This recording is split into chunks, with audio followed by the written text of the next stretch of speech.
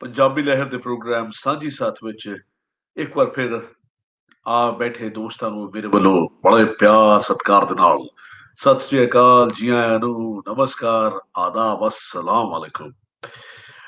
मेरे दोस्तों की बहुत अक्सर दोस्तों की शिकायत सी कि मैं गैर हाजिर रहना, सो मैं कोशिश की थी कि आज प्रोग्राम की शुरुआत मैं करा। मैनू ਇਹ ਮਾਣ ਦਿੱਤਾ ਹੈ ਮੇਰੇ ਸਾਥੀ ਪ੍ਰੋਫੈਸਰ ਨਈਮ ਸਾਹਿਬ ਨੇ ਤੇ ਨਾਲ ਹੀ ਨਾਸਰ ਸਾਹਿਬ ਨੇ, ਕਹਿੰਦੇ ਪ੍ਰੋਗਰਾਮ ਦੀ ਸ਼ੁਰੂਆਤ ਤੇਰੇ ਕੋਲ ਕਰਵਾਣੀ ਹੈ। ਸੋ ਮੈਂ ਪੰਚਤ ਆਖਿਆ ਸਰ ਮੱਥੇ ਜੀ, ਮੈਂ ਹਾਜ਼ਰ ਹੋ ਗਿਆ। ਦੋਸਤੋ, ਅਸੀਂ ਪੰਜਾਬ ਦੇ ਦੋਸਤਾਂ ਦੇ ਆਪਸੀ ਰਾਬਤੇ ਦੀ ਅੱਜ ਗੱਲ ਕਰਨੀ ਹੈ ਕਿ ਸਾਡੇ ਦੋਸਤਾਂ ਦੇ ਵਿੱਚ ਕੀ ਸਾਡੇ ਤਾਲੁਕਾਤ ਨੇ, ਕਿਸ ਤਰ੍ਹਾਂ ਦੀ ਦੋਸਤੀਆਂ ਨੇ। ਸੱਤ ਵਿੱਚ ਜਦੋਂ ਅਸੀਂ ਬੈਠਦੇ ਹਾਂ, ਅਸੀਂ ਸਾਡੇ ਗੱਲਬਾਤ ਦਾ ਕੀ ਤਰੀਕਾ ਹੈ, ਥੋੜੀ ਗੱਲਬਾਤ ਕਿਸਾਨੀ ਦੀ ਕਰਾਂਗੇ ਤੇ ਫਿਰ ਜਿਸ ਤਰ੍ਹਾਂ ਮਹਿਫਿਲ ਵਿੱਚ ਹੋਰ ਲੋਕ ਆਉਂਦੇ ਜਾਣਗੇ, ਨਾਲ ਜੁੜਦੇ ਜਾਣਗੇ, ਹੋਰ ਗੱਲਾਂ ਨਾਲ ਚੱਲਦੀਆਂ ਰਹਿਣਗੀਆਂ। ਸੋ ਪ੍ਰੋਗਰਾਮ ਦੇ ਵਿੱਚ ਬਹੁਤ ਸਾਰੇ ਜੋ ਨਾਲ ਦੀ ਨਾਲ ਜੁੜਨੇ ਸ਼ੁਰੂ ਹੋ ਚੁੱਕੇ ਨੇ, ਸਾਨੂੰ ਲੋਕ ਦੇਖ ਰਹੇ ਨੇ ਫੇਸਬੁੱਕ ਦੇ ਜ਼ਰੀਏ, ਨਾਲ ਹੀ ਸਾਨੂੰ ਦੇਖ ਰਹੇ ਨੇ ਸਾਨੂੰ ਲੋਕ YouTube ਦੇ ਜ਼ਰੀਏ ਵੀ। ਸੋ ਦੋਸਤਾਂ ਨੂੰ ਰਿਕੁਐਸਟ ਕਰ ਦੇਣਾ ਜੀ ਇੱਥੇ ਹੀ ਕਿ ਜੇ ਤੁਸੀਂ ਤੁਹਾਨੂੰ ਇਹ ਗੱਲਬਾਤ ਪਸੰਦ ਆਉਂਦੀ ਹੈ, ਗੱਲਬਾਤ ਦੇ ਨਾਲ ਤੁਸੀਂ ਚਾਹੁੰਦੇ ਕਿ ਹੋਰ ਲੋਕ ਜੁੜਨ, ਉਹ ਆਪਣੇ ਆਪਣੇ ਪੇਜ ਦੇ ਉੱਤੇ ਉਹਨੂੰ ਸ਼ੇਅਰ ਜ਼ਰੂਰ ਕਰ ਦਿਓ ਤਾਂ ਕਿ ਉਹਨਾਂ ਦੋਸਤਾਂ ਤੱਕ ਵੀ ਸਾਡੀ ਇਹ ਸਾਂਝ ਦੀ ਗੱਲ ਪਹੁੰਚ ਸਕੇ ਜੋ ਦੋਸਤ ਸਾਡੇ ਤੱਕ ਪਹੁੰਚ ਨਹੀਂ ਕਰ ਪਾ ਰਹੇ ਨੇ, ਜਿਨ੍ਹਾਂ ਨੂੰ ਸਾਡੇ ਬਾਰੇ ਜੀ ਪਤਾ ਨਹੀਂ ਹੈ। ਸੋ ਪਲੀਜ਼ ਇਹਨੂੰ ਸ਼ੇਅਰ ਜ਼ਰੂਰ ਕਰ ਦੇਣਾ ਸਭ ਤੋਂ ਪਹਿਲਾਂ ਜੀ ਆਪਣੇ ਆਪਣੇ ਫੇਸਬੁੱਕ ਪੇਜ ਦੇ ਉੱਤੇ, ਤਾਂ ਕਿ ਸਾਡਾ ਹੋਰ ਲੋਕ ਵੀ ਸਾਡਾ ਜੁੜ ਸਕਣ। ਤੇ ਸਾਡੇ ਨਾਲ ਪ੍ਰੋਫੈਸਰ ਸਜਾਦ ਨਈਮ ਸਾਹਿਬ ਵੀ ਨੇ, ਉਹਨਾਂ ਨੂੰ ਨਾਲ ਲੈਂਦੇ ਆ, ਉਹਨਾਂ ਨਾਲ ਗੱਲਬਾਤ ਕਰਦੇ ਆ ਥੋੜੀ ਜੀ ਤੇ ਕਰੀਏ ਜੀ ਸ਼ੁਰੂਆਤ। ਨਾਸਰ ਸਾਹਿਬ ਤੁਸੀਂ ਵੀ ਜੇ ਨਾਲ ਹੋ ਤਾਂ ਤੁਸੀਂ ਵੀ ਆ ਜਾਓ ਜੀ, ਗੱਲਬਾਤ ਕਰੀਏ, ਕਿਉਂਕਿ ਕੱਲ ਵੀ ਲੋਕਾਂ ਨੂੰ ਬੜੀ ਸ਼ਿਕਾਇਤ ਰਹੀ ਕਿ ਨਾਸਰ ਸਾਹਿਬ ਗੈਰ ਹਾਜ਼ਰ ਹੋ ਜਾਂਦੇ ਨੇ। ਸਲਾਮ ਅਲੈਕਮ, ਸਤਿ ਸ੍ਰੀ ਅਕਾਲ ਜੀ, ਕਿਵੇਂ ਹੋ ਸਾਰੇ? ਠੀਕ ਠਾਕ ਹੋ? ਮੈਂ ਬੈਕ ਸਟੇਜ ਤੇ ਵੇਖਦਾ ਪਿਆ, ਔਲਖ ਸਾਹਿਬ ਬੜਾ ਟੌਰ ਕੱਢ ਕੇ ਬੈਠੇ ਆ, ਦਵਿੰਦਰ ਭਾਜੀ ਬੈਠੇ ਆ। ਸਾਰਿਆਂ ਨੂੰ ਸਲਾਮ ਅਲੈਕਮ, ਸਤਿ ਸ੍ਰੀ ਅਕਾਲ, ਕੀ ਹਾਲ ਚਾਲ ਸਾਰਿਆਂ ਦਾ? ਠੀਕ ਹੋ? ਵਧੀਆ ਹੋ? ਸੋ ਅਰੋੜਾ ਸਾਹਿਬ, ਪਹਿਲੀ ਗੱਲ ਤਾਂ ਤੁਹਾਨੂੰ ਦੱਸਦਾ ਜਾਵਾਂ, ਅੱਜ ਸਿਰਫ ਤੁਹਾਨੂੰ YouTube ਵਾਲੇ ਸਾਨੂੰ ਦਿਸਣੇ ਆ ਆਪਣੇ ਵੀ ਕਿੰਨੇ ਲੋਕ ਵੇਖਣ ਨੇ। ਬਾਕੀ ਮੈਂ ਅੱਜ ਕਸਟਮ RTMP ਤੋਂ ਲਿੰਕ ਦਿੱਤਾ, ਫੇਸਬੁੱਕ ਵਾਲੇ ਸ਼ਾਇਦ ਨਾ ਦਿਸਣ, ਥੋੜੀ ਜਿਹੀ ਪ੍ਰੋਬਲਮ ਆਉਣ ਦੀ ਸੀ, ਇਸ ਤੋਂ ਚੇਂਜ ਕੀਤਾ ਡੈਸਟੀਨੇਸ਼ਨ। ਸੋ ਸਾਰਿਆਂ ਨੂੰ ਵੈਲਕਮ ਕੋਈ ਨੇ ਅੱਜ ਦੇ ਪ੍ਰੋਗਰਾਮ ਦੇ ਵਿੱਚ। ਜਿੰਨੇ ਵੀ ਸਾਡੇ ਨਾਲ ਜੁੜੇ ਨੇ ਕਮੈਂਟ ਸੈਕਸ਼ਨ 'ਚ ਨੇ, ਸਾਡੇ ਨਾਲ ਬੈਕ ਸਟੇਜ ਤੇ ਬੈਠੇ ਨੇ, ਸਾਡੇ ਨਾਲ ਹਰਜੀਤ ਔਲਖ ਜੀ ਜੁੜੇ ਨੇ, ਰਜ਼ਵਾਨ ਅਖਤਰ ਜੁੜੇ ਨੇ। ਸੋ ਅੱਜ ਦਾ ਮੁੱਦਾ, ਅੱਜ ਦਾ ਟੌਪਿਕ ਜਿਹੜਾ ਸਜਾਦ ਸਾਹਿਬ ਨੇ ਕਿਹਾ ਸੀ ਕਿ ਚੜ੍ਹਦੇ ਲਹਿੰਦੇ ਪੰਜਾਬ ਦੇ ਰਾਬਤੇ, ਤੇ ਉੱਥੋਂ ਇੱਥੋਂ ਦੇ ਜਿੰਨੇ ਵੀ ਇੱਕ ਤੇ ਆਪਾਂ ਗੱਲ ਛੋਟੀ ਜਿਹੀ ਕਰਨੀ ਹੈ ਕਿਸਾਨੀ ਤੇ ਜਿਹੜਾ ਮੁੱਦਾ ਚੱਲਣ ਡਿਆ, ਉਹ ਸਿਮਿਲੈਰਿਟੀਜ਼ ਕੀ ਨੇ, ਕੱਲ ਨੂੰ ਸਾਨੂੰ ਪ੍ਰੋਬਲਮ ਫੇਸ ਕਰਨੇ ਪੈ ਸਕਦੇ ਆ ਇੱਧਰਲੇ ਪੰਜਾਬ ਵਾਲਿਆਂ ਨੂੰ, ਕੀ ਉਸ ਤਰ੍ਹਾਂ ਦਾ ਬਿੱਲ ਜਾਂ ਉਸ ਤਰ੍ਹਾਂ ਦੇ ਇਕਦਾਮਾਤ ਇੱਥੇ ਕੱਲ ਨੂੰ ਇਸ ਪੰਜਾਬ 'ਚ ਲਾਗੂ ਕੀਤੇ ਜਾ ਸਕਦੇ। ਇੱਥੇ ਵੀ ਆਪਾਂ ਥੋੜੀ ਜਿਹੀ ਗੱਲਬਾਤ ਕਰਨੀ ਹੈ ਤੇ ਨਾਲ ਨਾਲ ਦੋਸਤਾਂ ਨੂੰ ਲੈਣਾ ਜੀ। ਸਜਾਦ ਸਾਹਿਬ ਜੀ, ਬਹੁਤ ਸ਼ੁਕਰੀਆ ਨਾਸਿਰ ਸਾਹਿਬ, ਅਰੋੜਾ ਸਾਹਿਬ ਤੇ ਸਾਰੇ ਦੋਸਤਾਂ ਨੂੰ अस्सलाम वालेकुम, सत श्री अकाल, प्रणाम।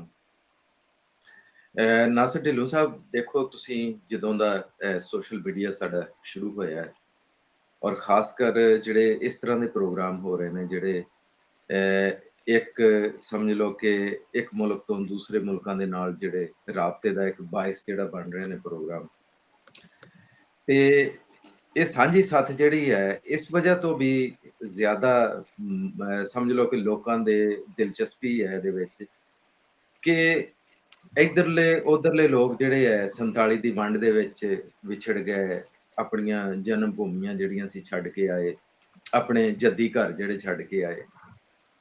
ਤੇ ਅੱਛਾ, ਸ਼ਾਇਦ ਪੁਰਾਣੇ ਜਿਹੜੇ ਬਜ਼ੁਰਗ ਸੀ ਦੇ ਉਹ ਆਪਣੇ ਦਿਲ ਜਾਂ ਮਨ ਦੇ ਵਿੱਚ ਤਾਂ ਗੱਲਾਂ ਰੱਖਦੇ ਸੀ ਦੇ ਕਿ ਸਾਡਾ ਸ਼ਾਇਦ ਦਿਲ ਕਰਦਾ ਹੋਵੇ ਉਹਨਾਂ ਨੂੰ ਦੇਖਣ ਨੂੰ, ਲੇਕਿਨ ਇਹ ਸੋਸ਼ਲ ਮੀਡੀਆ ਦੇ ਰਾਹੀਂ ਇੱਕ ਜ਼ਿਆਦਾ ਜਿਹੜੀ ਹੈ ਖਾਸ਼ ਪੈਦਾ ਹੋਈ ਹੈ ਆਪਣੇ ਉਹਨਾਂ ਇਲਾਕਿਆਂ ਨੂੰ, ਉਹਨਾਂ ਜੱਦੀ ਪਿੰਡਾਂ ਨੂੰ ਦੇਖਣ ਦੇ। ਤੁਸੀਂ ਦੇਖੋ ਕਿ ਜਿਸ ਵੇਲੇ ਵੀ ਕਿਸੇ ਬੰਦੇ ਦਾ ਰਾਬਤਾ ਹੁੰਦਾ, ਫੌਰਨ ਉਹਦੀ ਖਾਹਿਸ਼ ਹੁੰਦੀ ਹੈ ਕਿ ਮੈਨੂੰ ਕਿਸੇ ਨਾ ਕਿਸੇ ਤਰੀਕੇ ਦੇ ਨਾਲ ਮੇਰਾ ਪਿੰਡ ਦਿਖਾਇਆ ਜਾਵੇ। ਔਰ 70 ਵਰ੍ਹਿਆਂ ਤੋਂ ਵੀ ਵੱਧ ਟਾਈਮ ਹੋ ਗਿਆ ਵਾ, ਹਲੇ ਵੀ ਅਗਰ ਲੋਕ ਜਿਹੜੇ ਨੇ ਉਸ ਧਰਤੀ ਦੇ ਨਾਲ, ਮਿੱਟੀ ਦੇ ਨਾਲ ਜੁੜੇ ਹੋਏ ਨੇ, ਕੋਈ ਨਾ ਕੋਈ ਖਿੱਚ ਐਸੀ ਜ਼ਰੂਰ ਹੈ ਜਿਹੜੀ ਹਜੇ ਤੱਕ ਵੀ ਉਹਨਾਂ ਦੇ ਮਨ ਔਰ ਦਿਲ ਦੇ ਵਿੱਚ ਮੌਜੂਦ ਹੈ। ਤੇ ਮੈਂ ਸਮਝਦਾ ਕਿ ਇਹ ਸੋਸ਼ਲ ਮੀਡੀਆ ਦੇ ਰਾਹੀਂ ਇਹ ਰਾਬਤੇ ਮਜ਼ਬੂਤ ਵੀ ਹੋਏ ਨੇ ਤੇ ਖਾਹਿਸ਼ਾਂ ਵੀ ਵਧੀਆਂ ਨੇ ਜੱਦੀ ਇਲਾਕਿਆਂ ਨੂੰ, ਪਿੰਡਾਂ ਨੂੰ ਦੇਖਣ ਦੀਆਂ। ਅੱਛਾ, ਬਹੁਤ ਸਾਰੇ ਪ੍ਰੋਗਰਾਮ ਇਸ ਚੈਨਲ ਦੇ ਰਾਹੀਂ ਹੋਏ ਨੇ ਕਿ ਜਿਹਦੇ ਵਿੱਚ ਲੋਕ ਜਿਹੜੇ ਸੀ ਦੇ ਤੁਸੀਂ ਤੇ ਬਲਕਿ ਕਾਫੀ ਇਸ ਤੇ ਇੱਕ ਅਸੀਂ ਪ੍ਰੋਗਰਾਮ ਵੀ ਕੀਤਾ ਸੀ, ਰੱਬ ਕਰਾਏ ਮੇਲ, ਤੇ ਰੱਬ ਨੇ ਉਹ ਮੇਲ ਵੀ ਕਰਵਾਤੇ ਉਹਨਾਂ ਵਿਛੜਿਆਂ ਪਰਿਵਾਰਾਂ ਦੇ, ਵਿਛੜਿਆਂ ਦੋਸਤਾਂ ਦੇ। ਤੇ ਇਸ ਤੋਂ ਇਲਾਵਾ ਬਹੁਤ ਸਾਰੇ ਲੋਕ ਸੀ, ਉਹਨਾਂ ਨੇ ਆਪਣੇ ਇਸ ਸੋਸ਼ਲ ਮੀਡੀਆ ਦੇ ਰਾਹੀਂ ਉਹਨਾਂ ਪਿੰਡਾਂ ਥਾਵਾਂ ਨੂੰ ਵੀ ਦੇਖ ਲਿਆ। ਅੱਛਾ ਦੇਖੋ ਤੁਸੀਂ ਇਹ ਜਿਹੜੇ ਪ੍ਰੋਗਰਾਮ ਇਹ ਵੀ ਪੰਜਾਬੀ ਲਹਿਰ ਵੀ ਕਰ ਰਿਹਾ ਹੈ, ਸਾਂਝੀ ਸੱਤ ਦਾ ਇਹ ਜਿਹੜਾ ਪ੍ਰੋਗਰਾਮ ਹੈ, ਜਾਂ ਬਾਕੀ ਤੁਸੀਂ ਜਿਸ ਵੇਲੇ ਕੋਈ ਇੰਟਰਵਿਊ ਜਿਸ ਵੇਲੇ ਬਜ਼ੁਰਗਾਂ ਦੇ ਪੇਸ਼ ਕਰਦੇ ਹੋ, ਤੇ ਉਸ ਵੇਲੇ ਵੀ ਸਾਡੇ ਕੰਨ ਜਿਹੜੇ ਨੇ ਉਹ ਬਜ਼ੁਰਗਾਂ ਦੀ ਉਸ ਆਵਾਜ਼ ਤੇ ਲੱਗੇ ਹੁੰਦੇ ਆ ਕਿ ਸ਼ਾਇਦ ਸਾਡੇ ਜ਼ਿਲ੍ਹੇ ਦਾ ਨਾਂ ਲੈ ਦੇਣ, ਸਾਡੀ ਤਹਿਸੀਲ ਦਾ ਨਾਂ ਲੈ ਦੇਣ, ਸਾਡੇ ਪਿੰਡ ਦਾ ਨਾਂ ਲੈ ਦੇਣ, ਜਾਂ ਆਸੇ-ਪਾਸੇ ਕੋਈ ਪਿੰਡ ਐਸਾ ਹੋਵੇ ਜਿਹਦਾ ਇਹ ਤਜ਼ਕਰਾ ਕਰਦੇ। ਅਸੀਂ ਉਹਦੇ ਵਿੱਚੋਂ ਦੇਖੋ ਕਿ ਆਪਣਾ ਆਪ ਲੱਭਣ ਦੀ ਕੋਸ਼ਿਸ਼ ਕਰਦੇ, ਉਹ ਜਿਹੜੀਆਂ ਵੀਡੀਓ ਬਜ਼ੁਰਗਾਂ ਦੀਆਂ ਸਾਡੇ ਸਾਹਮਣੇ ਚੱਲਦੀਆਂ ਹੁੰਦੀਆਂ, ਔਰ ਜਿਸ ਵੇਲੇ ਕੋਈ ਇੱਕ ਨਾਂ, ਇੱਕ ਐਸੀ ਚੀਜ਼ ਜਿਹੜੀ ਮੇਰੇ ਨਾਲ ਜੁੜੀ ਹੋਈ ਹੈ, ਜਦੋਂ ਮੈਂ ਉਹ ਆਪਣੀ ਕੰਨ ਦੇ ਨਾਲ ਉਹ ਸੁਣਦਾ ਤੇ ਫਿਰ ਮੈਂ ਉਹ ਸਾਰਿਆਂ ਨੂੰ ਸੁਣਾਉਣਾ ਜਿਹੜੇ ਉਸ ਇਲਾਕੇ ਔਰ ਪਿੰਡ ਦੇ ਨਾਲ ਜੁੜੇ ਹੁੰਦੇ ਨੇ। ਦੇਖੋ ਆਪਣੇ ਪਿੰਡ ਦਾ ਨਾਂ ਲਿਆ ਇਹਨਾਂ ਨੇ, ਦੇਖੋ ਆਪਣੀ ਤਹਿਸੀਲ ਦਾ ਨਾਂ ਲਿਆ ਇਹਨਾਂ ਨੇ, ਆਪਣੇ ਪੁਰਾਣੇ ਜ਼ਿਲ੍ਹੇ ਦਾ ਇਹਨਾਂ ਨੇ। ਮੈਂ ਕਹਿੰਦਾ ਕਿ ਇਹ ਜਿਹੜੀ ਖਿੱਚ ਹੈ, ਇਹ ਸ਼ਾਇਦ ਇਹਨਾਂ ਦੋ ਮੁਲਕਾਂ ਦੇ ਵਿੱਚ ਹੀ ਹੈ, ਜਿਹੜੇ ਚੜ੍ਹਦੇ ਤੇ ਲਹਿੰਦੇ ਪੰਜਾਬ ਦੇ। ਅੱਛਾ ਯੂਰਪ ਦੇ ਵਿੱਚ ਕੋਈ ਹੋਰ ਕਿਸੇ ਮੁਲਕ ਦੇ ਵਿੱਚ ਕਿਸੇ ਸ਼ਹਿਰ ਦਾ ਨਾਂ ਲਿਆ ਜਾਵੇ, ਸ਼ਾਇਦ ਇੰਨੀ ਖਿੱਚ ਨਾ ਹੋਵੇ। ਜਿੱਥੇ ਲੋਕ ਰਹਿ ਕੇ ਵੀ ਆਉਂਦੇ ਨੇ, ਰੋਜ਼ੀ ਰੋਟੀ ਕਮਾ ਕੇ ਵੀ ਆਉਂਦੇ ਨੇ, ਸ਼ਾਇਦ ਉਹਦੇ ਨਾਲ ਇੰਨੀ ਦਿਲਚਸਪੀ ਨਹੀਂ ਹੁੰਦੀ ਜਿੰਨੀ ਇਹ ਹੁੰਦੀ ਹੈ ਕਿ ਜਿਸ ਵੇਲੇ ਅਸੀਂ ਕਿਸੇ ਚੜ੍ਹਦੇ ਪੰਜਾਬ ਜਾਂ ਲਹਿੰਦੇ ਪੰਜਾਬ ਦੇ ਬਜ਼ੁਰਗ ਦੇ ਕੋਲੋਂ ਆਪਣੇ ਜੱਦੀ ਪਿੰਡ ਦਾ ਨਾਂ ਸੁਣਦੇ, ਆਪਣੇ ਜੱਦੀ ਇਲਾਕੇ ਦਾ ਨਾਂ ਸੁਣਦੇ, ਜਾਂ ਕਿਸੇ ਆਪਣੇ ਅਜ਼ੀਜ਼ ਰਿਸ਼ਤੇਦਾਰ ਦਾ ਨਾਂ ਸੁਣਦੇ ਆ, ਤੇ ਸਾਡਾ ਉਹ ਜਿਹੜਾ ਚਾਅ ਸਾਨੂੰ ਚੜ੍ਹਦਾ ਹੈ, ਉਸ ਖੁਸ਼ੀ ਦੀ ਕੋਈ ਇੰਤਹਾ ਹੀ ਨਹੀਂ ਹੁੰਦੀ। ਤੇ ਮੈਂ ਕਹਿੰਦਾ ਇਹ ਜਿਹੜੇ ਪ੍ਰੋਗਰਾਮ ਅਸੀਂ ਮਹੀਨੇ ਦੇ ਵਿੱਚ ਇੱਕ ਅੱਧਾ ਪ੍ਰੋਗਰਾਮ ਐਸਾ ਜ਼ਰੂਰ ਸਾਨੂੰ ਕਰਨਾ ਚਾਹੀਦਾ ਕਿ ਲੋਕ ਆਪਣੇ ਇਲਾਕਿਆਂ ਦੇ ਬਾਰੇ ਚ ਵੀ ਦੱਸਣ, ਔਰ ਉਹ ਪੁੱਛਣਾ ਅਗਰ ਚਾਹੁੰਦੇ ਨੇ। ਜੀ ਜੀ ਗੱਲ ਸੋਰੀ ਤੁਹਾਡੀ ਕੱਟਦਾ। ਜੀ ਬਹੁਤ ਸਾਰੇ ਲੋਕ ਆ ਜਿਹੜੇ ਨਾ ਮੈਸੇਜ ਕਰਦੇ ਨੇ, ਫੋਨ ਕਰਦੇ ਨੇ ਕਿ ਸਾਡਾ ਪਿੰਡ, ਮੈਂ ਉਹਨਾਂ ਨੂੰ ਵੀ ਕਹਿੰਦਾ ਨਾ ਵੀ ਅਸੀਂ, ਸਾਡੀ ਟੀਮ ਹੈ, ਅਸੀਂ ਕੋਈ ਪੇਡ ਕੰਮ ਨਹੀਂ ਕਰੀਦਾ। ਅਸੀਂ ਕੋਸ਼ਿਸ਼ ਕਰਦੇ ਹਾਂ ਵੀ ਜਿੱਥੇ ਜਿਸ ਸ਼ਹਿਰ 'ਚ ਜਾਈਏ ਉਧਰ ਨੂੰ ਉਹਨਾਂ ਜਿਹੜੇ ਉਹਨਾਂ ਨੇ ਦੱਸਿਆ, ਪਿੰਡ ਦੱਸਿਆ ਵਾ, ਆਪਣਾ ਘਰ ਦੱਸਿਆ, ਉਹਨੂੰ ਲੱਭ ਕੇ ਉਹਦੀ ਵੀਡੀਓ ਬਣਾਉਣ ਦੀ ਕੋਸ਼ਿਸ਼ ਕਰੀਏ। ਸਾਰਿਆਂ ਦੀਆਂ ਖਾਹਿਸ਼ਾਂ ਤੇ ਅਸੀਂ ਪੂਰਾ ਨਹੀਂ ਉਤਰ ਸਕਦੇ, ਉਹਨਾਂ ਨਹੀਂ ਹਰ ਜਗ੍ਹਾ ਜਾ ਸਕਦੇ। ਸੋ ਉਸ ਵਾਸਤੇ ਅੱਜ ਦਾ ਪ੍ਰੋਗਰਾਮ ਜਿਹੜਾ ਉਹਨਾਂ ਵਾਸਤੇ ਬਹੁਤ ਖਾਸ ਹੈ, ਜਿਹੜੇ ਲੋਕ ਆਪਣੇ ਪਿੰਡਾਂ ਥਾਵਾਂ ਨੂੰ ਜੁੜਨਾ ਚਾਹੁੰਦੇ ਨੇ। ਇੱਕ ਦੂਜੇ ਨਾਲ ਕਮੈਂਟ ਸੈਕਸ਼ਨ ਦੇ ਵਿੱਚ YouTube ਤੇ ਜੋ ਜਾਂ Facebook ਤੇ ਜੋ ਇੱਕ ਦੂਜੇ ਦੇ ਨਾਲ ਰਾਬਤਾ ਕਰੋ, ਇਹਦੇ ਕਮੈਂਟ ਦੇ ਰਾਹੀਂ ਇੱਕ ਦੂਜੇ ਨਾਲ ਰਾਬਤੇ ਬਣਾਓ। ਹਾਂ ਇੱਕ ਗੱਲ ਦਾ ਜ਼ਰੂਰ ਮੈਨੂੰ ਦੋ ਚਾਰ ਅੱਗੇ ਅਰੋੜਾ ਸਾਹਿਬ ਸ਼ਿਕਾਇਤਾਂ ਵੀ ਆਈਆਂ ਤੇ ਸਾਡੇ ਨਾਂ ਤੇ ਜਾਂ ਹੋਰ ਕਿਸੇ ਨਾਂ ਤੇ ਇੱਕ ਦੂਜੇ ਨਾਲ ਲੈਣ ਦੇਣ ਨਹੀਂ ਕਰਨਾ। ਮਤਲਬ ਵੀ ਉਹ ਤੁਸੀਂ ਮੇਰੀ ਗੱਲ ਸਮਝਦੇ ਹੋ, ਫਿਰ ਇਲਜ਼ਾਮ ਸਾਡੇ ਤੇ ਆ ਜਾਂਦਾ ਵਾ ਵੀ ਇਹਨਾਂ ਦੀ ਰਾਹੀਂ ਰਾਬਤਾ ਹੋਇਆ ਸੀ, ਇੱਕ ਕੇਸ ਅੱਗੇ ਇਸ ਤਰ੍ਹਾਂ ਦਾ ਹੋ ਗਿਆ। ਸੋ ਇਹਦੇ ਤੋਂ ਵੀ ਥੋੜਾ ਜਿਹਾ ਵੇਖ ਕੇ, ਉਸ ਗੱਲ ਨੂੰ ਸੋਚ ਕੇ ਸਮਝ ਕੇ ਇੱਕ ਦੂਜੇ ਨਾਲ ਰਾਬਤੇ ਜ਼ਰੂਰ ਬਣਾਓ, ਲੇਕਿਨ ਆਪਣੀ ਲਿਮਿਟਸ 'ਚ ਰਹਿੰਦਿਆਂ ਹੋਇਆ। ਸੋ ਇੱਕ ਅਰੋੜਾ ਸਾਹਿਬ ਦੀ ਗੱਲ ਕਰਨ ਤੋਂ ਪਹਿਲਾਂ ਇੱਕ ਛੋਟਾ ਜਿਹਾ ਬੱਚਾ 8 ਸਾਲ ਦਾ, ਤੇ ਉਹਦੇ ਮਾਂ ਪਿਓ ਨੇ ਉਹਨੂੰ ਕਿਵੇਂ ਆਪਣੇ ਪਿੰਡ ਦੇ ਬਾਰੇ ਦੱਸਿਆ ਤੇ ਉਹਦੀਆਂ ਫੀਲਿੰਗਸ ਜਾਂ ਉਧਰ ਦੇ ਲੋਕਾਂ ਨਾਲ ਉਹਦੀ ਅਟੈਚਮੈਂਟ ਕੀ ਆ, ਉਹ ਇੱਕ ਕਲਿੱਪ ਮੈਂ ਤੁਹਾਨੂੰ ਸੁਣਾਉਣਾ ਚਾਹੁੰਦਾ। ਅੱਜ ਹੀ ਵੀਡੀਓ ਅਸੀਂ ਅਪਲੋਡ ਕੀਤੀ ਹੈ, ਜ਼ਰੂਰ ਸਾਰੇ ਵੇਖਿਓ। ਫਿਰ ਔਲਖ ਸਾਹਿਬ ਨਾਲ ਗੱਲ ਕਰਦੇ।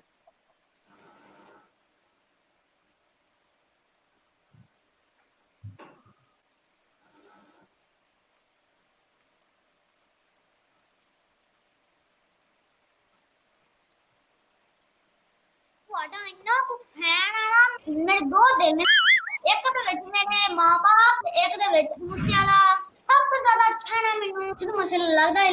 ਉਹ ਕਾਲੀਆਂ ਨੇ ਰਾਤਾਂ 'ਚ ਹਨੇਰਿਆਂ 'ਚ ਗੱਡੀ 'ਚ ਯਾਰ ਤੇਰਾ ਬਿੱਲੋ। ਸਕੂਲ ਵਾਲੇ ਤੇ ਨਹੀਂ ਸਾਨੂੰ ਪਰ ਮੈਂ ਸਕੂਲ ਵਾਲਿਆਂ ਨੂੰ ਬੜਾ ਪਸੰਦ। ਮੈਂ ਤੁਹਾਨੂੰ ਪਿੰਡ ਮੂਸੇ ਦੀ ਸੈਰ ਕਰਾਵਾਂਗਾ।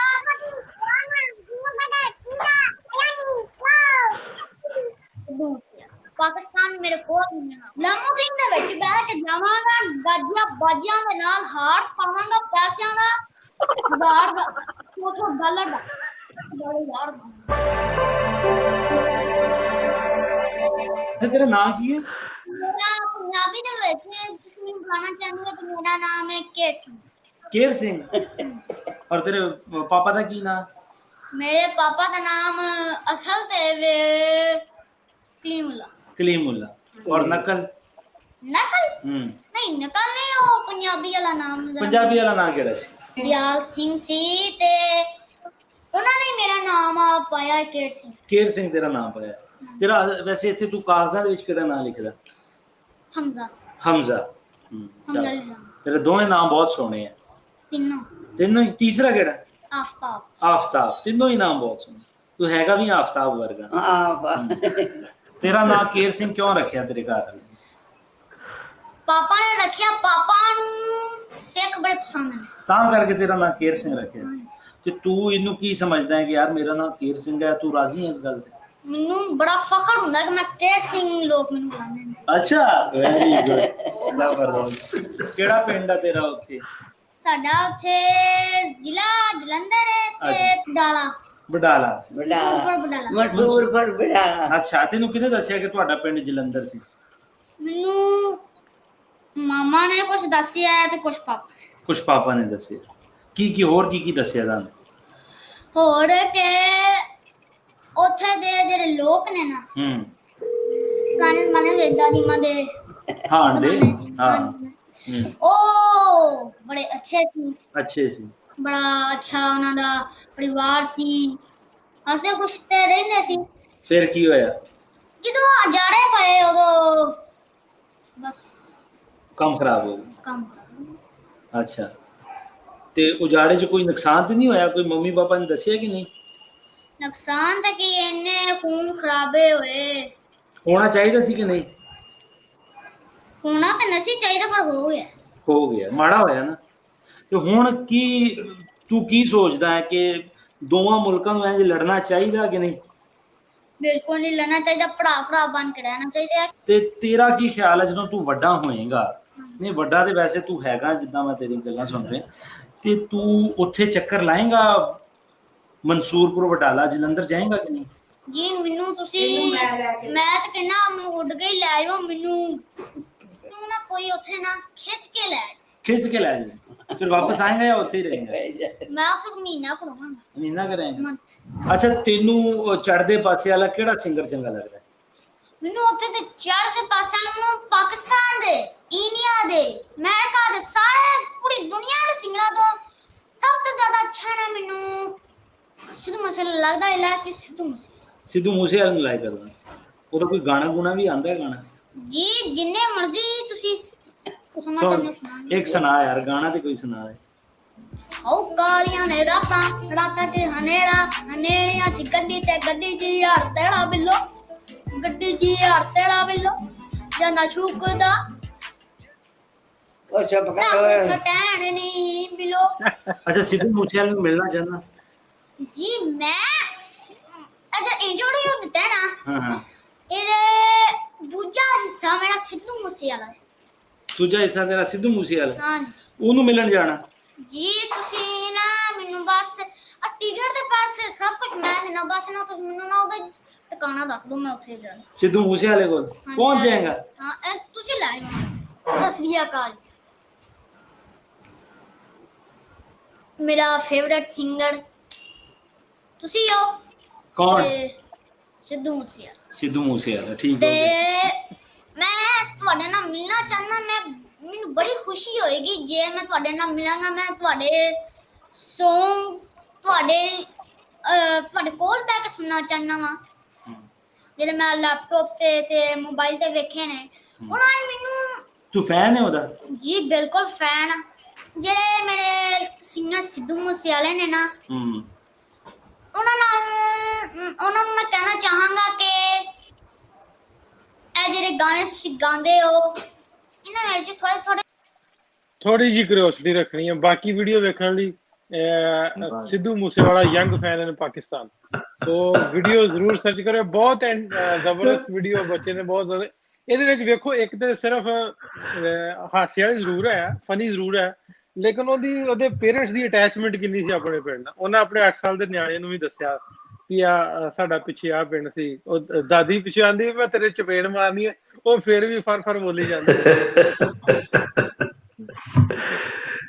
ਅੱਛਾ ਢਿੱਲੋਂ ਸਾਹਿਬ, ਇੱਕ ਚੀਜ਼ ਦੇਖੋ ਤੁਸੀਂ ਕਿ ਇਹ ਹੁਣ ਸ਼ੌਕ ਪੈਦਾ ਹੋਇਆ ਨਵੀਂ ਜਨਰੇਸ਼ਨ ਦੇ ਵਿੱਚ ਆਪਣੇ ਜੱਦੀ ਇਲਾਕਿਆਂ ਦੇ ਬਾਰੇ ਚ ਮਾਲੂਮਾਤ ਦਾ। ਅੱਛਾ, ਉਹ ਸਰਚ ਹਾਂਜੀ। ਵੀ ਕਰਦੇ ਨੇ ਗੂਗਲ ਦੇ ਉੱਤੇ, ਗੂਗਲ ਮੈਪ ਤੇ ਜਾ ਕੇ। ਅੱਛਾ, ਹੂੰ ਇਹ ਜ਼ਾਹਿਰ ਹੈ ਕਿ ਐਸੀ ਵੀਡੀਓਜ਼ ਦੇ ਰਾਹੀਂ ਪਤਾ ਚੱਲਦਾ ਹੈ। ਅਕਸਰ ਹੂੰ ਜਿਹੜੇ ਮੈਂ ਦੇਖੇ ਨੇ, ਹੁਣ ਛੋਟੇ ਬੱਚੇ ਜਿਹੜੇ ਨੇ ਉਹ ਆਪਣੇ ਪੇਰੈਂਟਸ ਦੇ ਕੋਲੋਂ ਪੁੱਛਦੇ ਨੇ ਜੀ ਤੁਸੀਂ ਵੀ ਦੱਸੋ ਸਾਡਾ ਪਿੰਡ ਕਿਹੜਾ ਸੀਗਾ, ਕਿਹੜੀ ਤਹਿਸੀਲ ਸੀ, ਹੂੰ ਕਿਹੜਾ ਜ਼ਿਲ੍ਹਾ ਸੀ ਸਾਡਾ। ਤੇ ਹੂੰ ਇਹ ਖਾਹਿਸ਼ ਪੈਦਾ ਹੋ ਰਹੀ ਹੈ, ਯਾਨੀ ਹੂੰ ਇਸ ਤੋਂ ਪਹਿਲੇ ਸ਼ਾਇਦ ਇੰਨੀ ਖਾਹਿਸ਼ ਨਹੀਂ ਸੀ ਹੁੰਦੀ। ਹੂੰ ਦੇਖੋ, ਅਗਰ ਮਤਲਬ ਅਗਰ ਤੁਸੀਂ ਕਾਮਯਾਬ ਹੋ ਗਏ ਹੋ ਸੋਸ਼ਲ ਮੀਡੀਆ ਦੇ ਰਾਹੀਂ, ਇੱਕ ਐਸੀ ਜਨਰੇਸ਼ਨ ਦੇ ਅੰਦਰ ਵੀ ਇੱਕ ਪੈਦਾ ਕਰ ਦਿੱਤੀ ਹੈ ਤੁਸੀਂ, ਇੱਕ ਤਜੱਸੁਸ ਜਿਹੜਾ ਪੈਦਾ ਕਰ ਦਿੱਤਾ, ਉਹਦੇ ਅੰਦਰ ਇੱਕ ਖਾਹਿਸ਼ ਪੈਦਾ ਕਰ ਦਿੱਤੀ ਹੈ। ਮੈਂ ਕਹਿੰਦਾ ਕਿ ਇਸ ਤੋਂ ਵੱਡੀ ਕੋਈ ਕਾਮਯਾਬੀ ਨਹੀਂ ਹੋ ਸਕਦੀ ਕਿ ਤੁਸੀਂ ਹੁਣ ਹਰ ਸਤ੍ਹਾ ਤੇ, ਹਰ ਨਸਲ ਦੀ, ਹਰ ਜਨਰੇਸ਼ਨ ਦੀ ਸਤ੍ਹਾ ਜਿਹੜੀ ਹੈ ਉਹ ਲੋਕ ਇੱਕ ਦੂਸਰੇ ਦੇ ਨਾਲ ਜੁੜ ਰਹੇ ਨੇ ਔਰ ਜਾਣਨਾ ਚਾਹ ਰਹੇ ਨੇ। ਹੂੰ ਮੇਰੇ ਖਿਆਲ ਪ੍ਰੋਫੈਸਰ ਸਾਹਿਬ ਨੇ ਬਿਲਕੁਲ ਸਹੀ ਕਿਹਾ ਕਿ ਅੱਜ ਦੇ ਦੌਰ ਵਿੱਚ, ਇੰਟਰਨੈਟ ਦੇ ਦੌਰ ਦੇ ਵਿੱਚ ਚੀਜ਼ਾਂ ਇੱਕ ਤਾਂ ਥੋੜੀ ਆਸਾਨ ਹੋ ਗਈ, ਸੌਖੀਆਂ ਹੋ ਗਈਆਂ ਨੇ, ਤੇ ਲੋਕਾਂ ਦੀ ਦਿਲਚਸਪੀ ਵੀ ਵਧੀ ਹੈ। ਐਸਾ ਨਹੀਂ ਕਿ ਦਿਲਚਸਪੀ ਪਹਿਲਾਂ ਨਹੀਂ ਸੀ, ਪਰ ਪਹਿਲੇ ਰਸਤੇ ਥੋੜੇ ਮੁਸ਼ਕਲ ਸਨ। ਤੁਸੀਂ ਨਾ ਗੂਗਲ ਮੈਪ ਸੀ, ਨਾ ਤੁਸੀਂ ਲੱਭ ਸਕਦੇ ਸੀ, ਬੜਾ ਮੁਸ਼ਕਲ ਸੀ। ਪਰ ਅੱਜ ਇਹਨਾਂ ਖਾਸ ਤੌਰ ਤੇ ਜਦੋਂ ਵੀਡੀਓਜ਼ ਵੇਖਦੇ ਆ, ਜਿਹੜੀ ਤੁਸੀਂ ਪਹਿਲਾਂ ਇੱਕ ਬੜੀ ਗੱਲ ਕਹੀ, ਬੜੀ ਖੂਬਸੂਰਤ ਕਹੀ ਸੀ, ਗੱਲ ਕਹੀ ਸੀ ਕਿ ਜਦੋਂ ਬਜ਼ੁਰਗ ਕਿਤੇ ਪਿੰਡਾਂ ਦਾ ਨਾਂ ਲੈਂਦੇ, ਤੁਸੀਂ ਆਪਣੇ ਪਿੰਡ, ਆਪਣੀ ਤਹਿਸੀਲ ਦੇ ਨਾਂ ਨੂੰ ਉਡੀਕਦੇ ਰਹਿੰਦੇ, ਕਦੋਂ ਮੇਰੇ ਪਿੰਡ ਦਾ, ਕਦੋਂ ਮੇਰੇ ਇਲਾਕੇ ਦਾ ਨਾਂ ਹੋਏਗਾ। ਬਲਕਿ ਮੈਂ ਤਾਂ ਸਮਝਦਾ ਕਿ ਜਦੋਂ ਕੋਈ ਬਜ਼ੁਰਗ ਗੱਲ ਕਰਦਾ ਨਾ, ਤੁਸੀਂ ਉਸ ਦੀ ਜ਼ੁਬਾਨ ਦੇ ਵਿੱਚ ਆਪਣੇ ਬਜ਼ੁਰਗਾਂ ਦੀ ਜ਼ੁਬਾਨ ਨੂੰ ਲੱਭਦੇ ਹੋ, ਤੁਸੀਂ ਆਪਣੇ ਆਪ ਨੂੰ ਲੱਭਦੇ ਹੋ ਕਿ ਮੇਰੇ ਬਜ਼ੁਰਗ ਵੀ ਇਸ ਤਰ੍ਹਾਂ ਗੱਲ ਕਰਦੇ ਨੇ, ਇਹ ਉਹਨਾਂ ਦਾ ਲਹਿਜਾ ਹੈ, ਗੱਲ ਕਹਿਣ ਦਾ ਤਰੀਕਾ ਹੈ, ਕਿਹੜੇ ਲਫ਼ਜ਼ ਤੇ ਕਿੰਨਾ ਵਜ਼ਨ ਪਾਉਂਦੇ ਨੇ, ਹਰ ਇਲਾਕੇ ਦੀ ਇੱਕ ਆਪਣੀ ਖੂਬੀ ਹੈ, ਤੇ ਉਹ ਤੁਸੀਂ ਉਹਨਾਂ ਵਿੱਚ ਲੱਭਦੇ ਹੋ। ਤੇ ਜਦੋਂ ਕੋਈ ਬੋਲਦਾ ਨਾ, ਤੁਹਾਨੂੰ ਆਪਣੇ ਘਰ ਦੀ ਖੁਸ਼ਬੂ ਉਸ ਵਿੱਚ ਨਜ਼ਰ ਆਉਂਦੀ ਹੈ, ਤੁਸੀਂ ਮਹਿਸੂਸ ਕਰ ਸਕਦੇ ਹੋ। ਕਈ ਚੀਜ਼ਾਂ ਤੁਸੀਂ ਲਫ਼ਜ਼ਾਂ 'ਚ ਬਿਆਨ ਨਹੀਂ ਕਰ ਸਕਦੇ, ਉਸ ਮਹਿਸੂਸ ਜਿਹੜਾ ਤੁਸੀਂ ਦਿਲ ਵਿੱਚ ਕਰ ਸਕਦੇ ਹੋ, ਉਸ ਦੀ ਜਿਹੜੀ ਤਾਂਘ ਹੈ ਸਾਡੇ ਸਾਰਿਆਂ ਦੇ ਵਿੱਚ ਹਮੇਸ਼ਾ ਹੁੰਦੀ ਹੈ, ਤੇ ਬੜਾ ਚੰਗਾ ਲੱਗਦਾ। ਤੇ ਸੋਸ਼ਲ ਮੀਡੀਆ ਖਾਸ ਤੌਰ ਤੇ ਪੰਜਾਬੀ ਲਹਿਰ ਨੇ ਬਹੁਤ ਵੱਡਾ ਕੰਮ ਕੀਤਾ ਹੈ ਲੋਕਾਂ ਨੂੰ ਇੱਕ ਦੂਸਰੇ ਨਾਲ ਜੋੜਨ ਦਾ। ਅੱਛਾ, ਸੋਸ਼ਲ ਮੀਡੀਆ ਦੀ ਪਾਵਰ, ਤਾਕਤ ਵੇਖੋ ਕਿਸ ਤਰ੍ਹਾਂ ਕਿ ਅੱਜ ਸ਼ਾਮੀ ਅਸੀਂ ਸਾਡੇ ਨਾਲ ਔਲਖ ਸਾਹਿਬ ਨੇ ਵੀਡੀਓ ਪਾਈ ਹੈ, ਤੇ ਉਹਨਾਂ ਦੇ ਸਿੱਧੂ ਦੇ ਵਾਲੇ ਸਾਹਿਬ ਦੀ ਕਾਲ ਆ ਗਈ, ਤੇ ਉਹ ਬੜੇ ਖੁਸ਼, ਮੇਰੀ ਬੱਚੇ ਨਾਲ ਗੱਲ ਕਰਾਓ। ਸੋ ਅੱਜ ਦੇ ਸੋਸ਼ਲ ਮੀਡੀਆ ਦੀ ਪਾਵਰ ਇਸ ਹੱਦ ਤੱਕ ਹੈ ਵੀ ਤੁਸੀਂ ਆਪਣੀ ਗੱਲ ਜਿੱਥੇ ਪਹੁੰਚਾਉਣਾ ਚਾਹੁੰਦੇ ਜੇ, ਐਗਜ਼ੈਕਟ ਉੱਥੇ ਤੁਹਾਡੀ ਗੱਲ ਪਹੁੰਚਦੀ ਹੈ। ਤੁਹਾਨੂੰ ਪਹੁੰਚਾਉਣ ਦਾ ਤਰੀਕਾ ਹੋਣਾ ਚਾਹੀਦਾ ਵਾ, ਤੁਹਾਡੇ ਕੋਲ ਹੱਥ 'ਚ ਮੋਬਾਈਲ ਆ, ਇਹੀ ਤਰੀਕਾ ਵਾ ਸਾਰਿਆਂ ਨਾਲੋਂ ਵੱਡਾ। ਸੋ ਇਸੇ ਮੋਬਾਈਲ ਤੋਂ, ਇਸੇ ਪਾਵਰ ਨੂੰ ਲੈ ਕੇ ਤੁਸੀਂ ਆਪਣੇ ਪਿੰਡਾਂ ਤੱਕ ਪਹੁੰਚ ਸਕਦੇ ਜੇ, ਆਪਣੇ ਪਿਛੋਕੜ ਤੱਕ ਪਹੁੰਚ ਸਕੇ ਜੇ। ਕਮੈਂਟ ਸੈਕਸ਼ਨ ਤੁਹਾਡੇ ਤੋਂ ਦੂਰ ਨਹੀਂ, ਇੱਕ ਦੂਜੇ ਦੇ ਨਾਲ ਰਾਬਤੇ ਜਿਹੜੇ ਉਹ ਬਣਾਓ। ਜੀ, ਸੋ ਮੈਂ ਇੱਥੇ ਕੁਇਕਲੀ ਜ਼ਿਕਰ ਕਰ ਲਵਾਂ, ਜਦੋਂ ਸਾਡੇ ਦੋਸਤ ਨੇ ਜੋ ਲਿਖਦੇ ਨੇ ਕਮੈਂਟਸ, ਕੋਸ਼ਿਸ਼ ਕਰੋ ਕਿ ਉਹਨੂੰ ਅੰਗਰੇਜ਼ੀ ਵਿੱਚ ਲਿਖੋ, ਤਾਂ ਕਿ ਜੋ ਉਹ ਲੋਕ ਜੋ ਪੜ੍ਹ ਨਹੀਂ ਸਕਦੇ, ਤੁਸੀਂ ਉਰਦੂ ਵਿੱਚ ਲਿਖਦੇ ਹੋ ਜਾਂ ਗੁਰਮੁਖੀ ਵਿੱਚ ਲਿਖਦੇ ਹੋ, ਤੇ ਪੜ੍ਹਨਾ ਥੋੜਾ ਔਖਾ ਹੁੰਦਾ ਹੈ, ਕੋਸ਼ਿਸ਼ ਕਰੋ ਕਿ ਅੰਗਰੇਜ਼ੀ ਵਿੱਚ ਲਿਖਦੇ ਹੋ ਤਾਂ ਕਿ ਸਾਰੇ ਪੜ੍ਹ ਸਕਣ। ਜਦੋਂ ਅਸੀਂ ਪ੍ਰੋਗਰਾਮ ਦੀ ਸ਼ੁਰੂਆਤ ਕੀਤੀ ਸੀ, ਉੱਥੇ ਹੀ ਇੱਕ ਸਾਡੇ ਦੋਸਤ ਨੇ, ਮਦਨ ਵਿਸ਼ਨੋਈ ਜੀ ਨੇ ਪੁੱਛਿਆ ਸੀ ਕਿ ਬਹਾਵਲ ਨਗਰ ਪਾਕਿਸਤਾਨ ਸੇ ਅਗਰ ਕੋਈ ਹੈ। ਸੋ ਇਸ ਕਿਸਮ ਦੇ ਜਦੋਂ ਤੁਸੀਂ ਸਵਾਲ ਪੁੱਛਦੇ ਹੋ, ਤੇ ਜੇ ਕੋਈ ਉਸ ਇਲਾਕੇ ਦਾ ਹੈ ਤੇ ਇੱਕ ਦੂਸਰਾ ਨੈਟ ਕਰ ਸਕਦੇ। ਸੋ ਮਦਨ ਬਿਸ਼ਨੋਈ ਜੀ ਪੁੱਛ ਰਹੇ ਨੇ ਬਹਾਵਲ ਨਗਰ ਦਾ ਕੋਈ ਹੈ, ਤੇ ਜੇ ਕੋਈ ਹੈ ਤਾਂ ਉਹਨੂੰ ਦੱਸ ਦਿਓ ਜੀ, ਉਹਨੂੰ ਖੁਸ਼ੀ ਹੋਏਗੀ, ਤਾਂ ਨਾਲ ਗੱਲਬਾਤ ਕਰ ਕਮੈਂਟ ਦੇ ਸਕਦੇ। ਵਿੱਚ ਆਪਣੇ ਆਪਣੇ ਨੰਬਰ ਛੱਡ ਦਿਓ, ਆਪਣਾ ਐਡਰੈਸ ਸਾਰਾ ਛੱਡ ਦਿਓ ਜਿਹੜਾ ਤੁਸੀਂ ਲੱਭਣਾ ਚਾਹੁੰਦੇ ਜੇ ਉਸ ਏਰੀਆ ਦਾ। ਜੇ ਕੋਈ ਸਾਡੀ ਹੁਣ ਨਹੀਂ ਸਟਰੀਮ ਵੇਂਦਾ, ਬਾਅਦ ਚ ਵੀਡੀਓ ਵੇਖੇਗਾ, ਤੁਹਾਡੇ ਨਾਲ ਕੰਟੈਕਟ ਆਪੇ ਕਰ ਲੇਗਾ ਜੀ। ਔਲਖ ਸਾਹਿਬ। ਹਾਂਜੀ, अस्सलाम वालेकुम, सत श्री अकाल जी ਤੁਹਾਨੂੰ ਸਾਰਿਆਂ ਨੂੰ। ਵਾਹਿਗੁਰੂ ਜੀ ਸਤਿ श्री अकाल, ਬੜੀ ਦੇਰ ਬਾਅਦ ਤੁਹਾਨੂੰ ਵੇਖਿਆ ਜੀ। ਸਤਿ ਸ਼੍ਰੀ ਅਕਾਲ।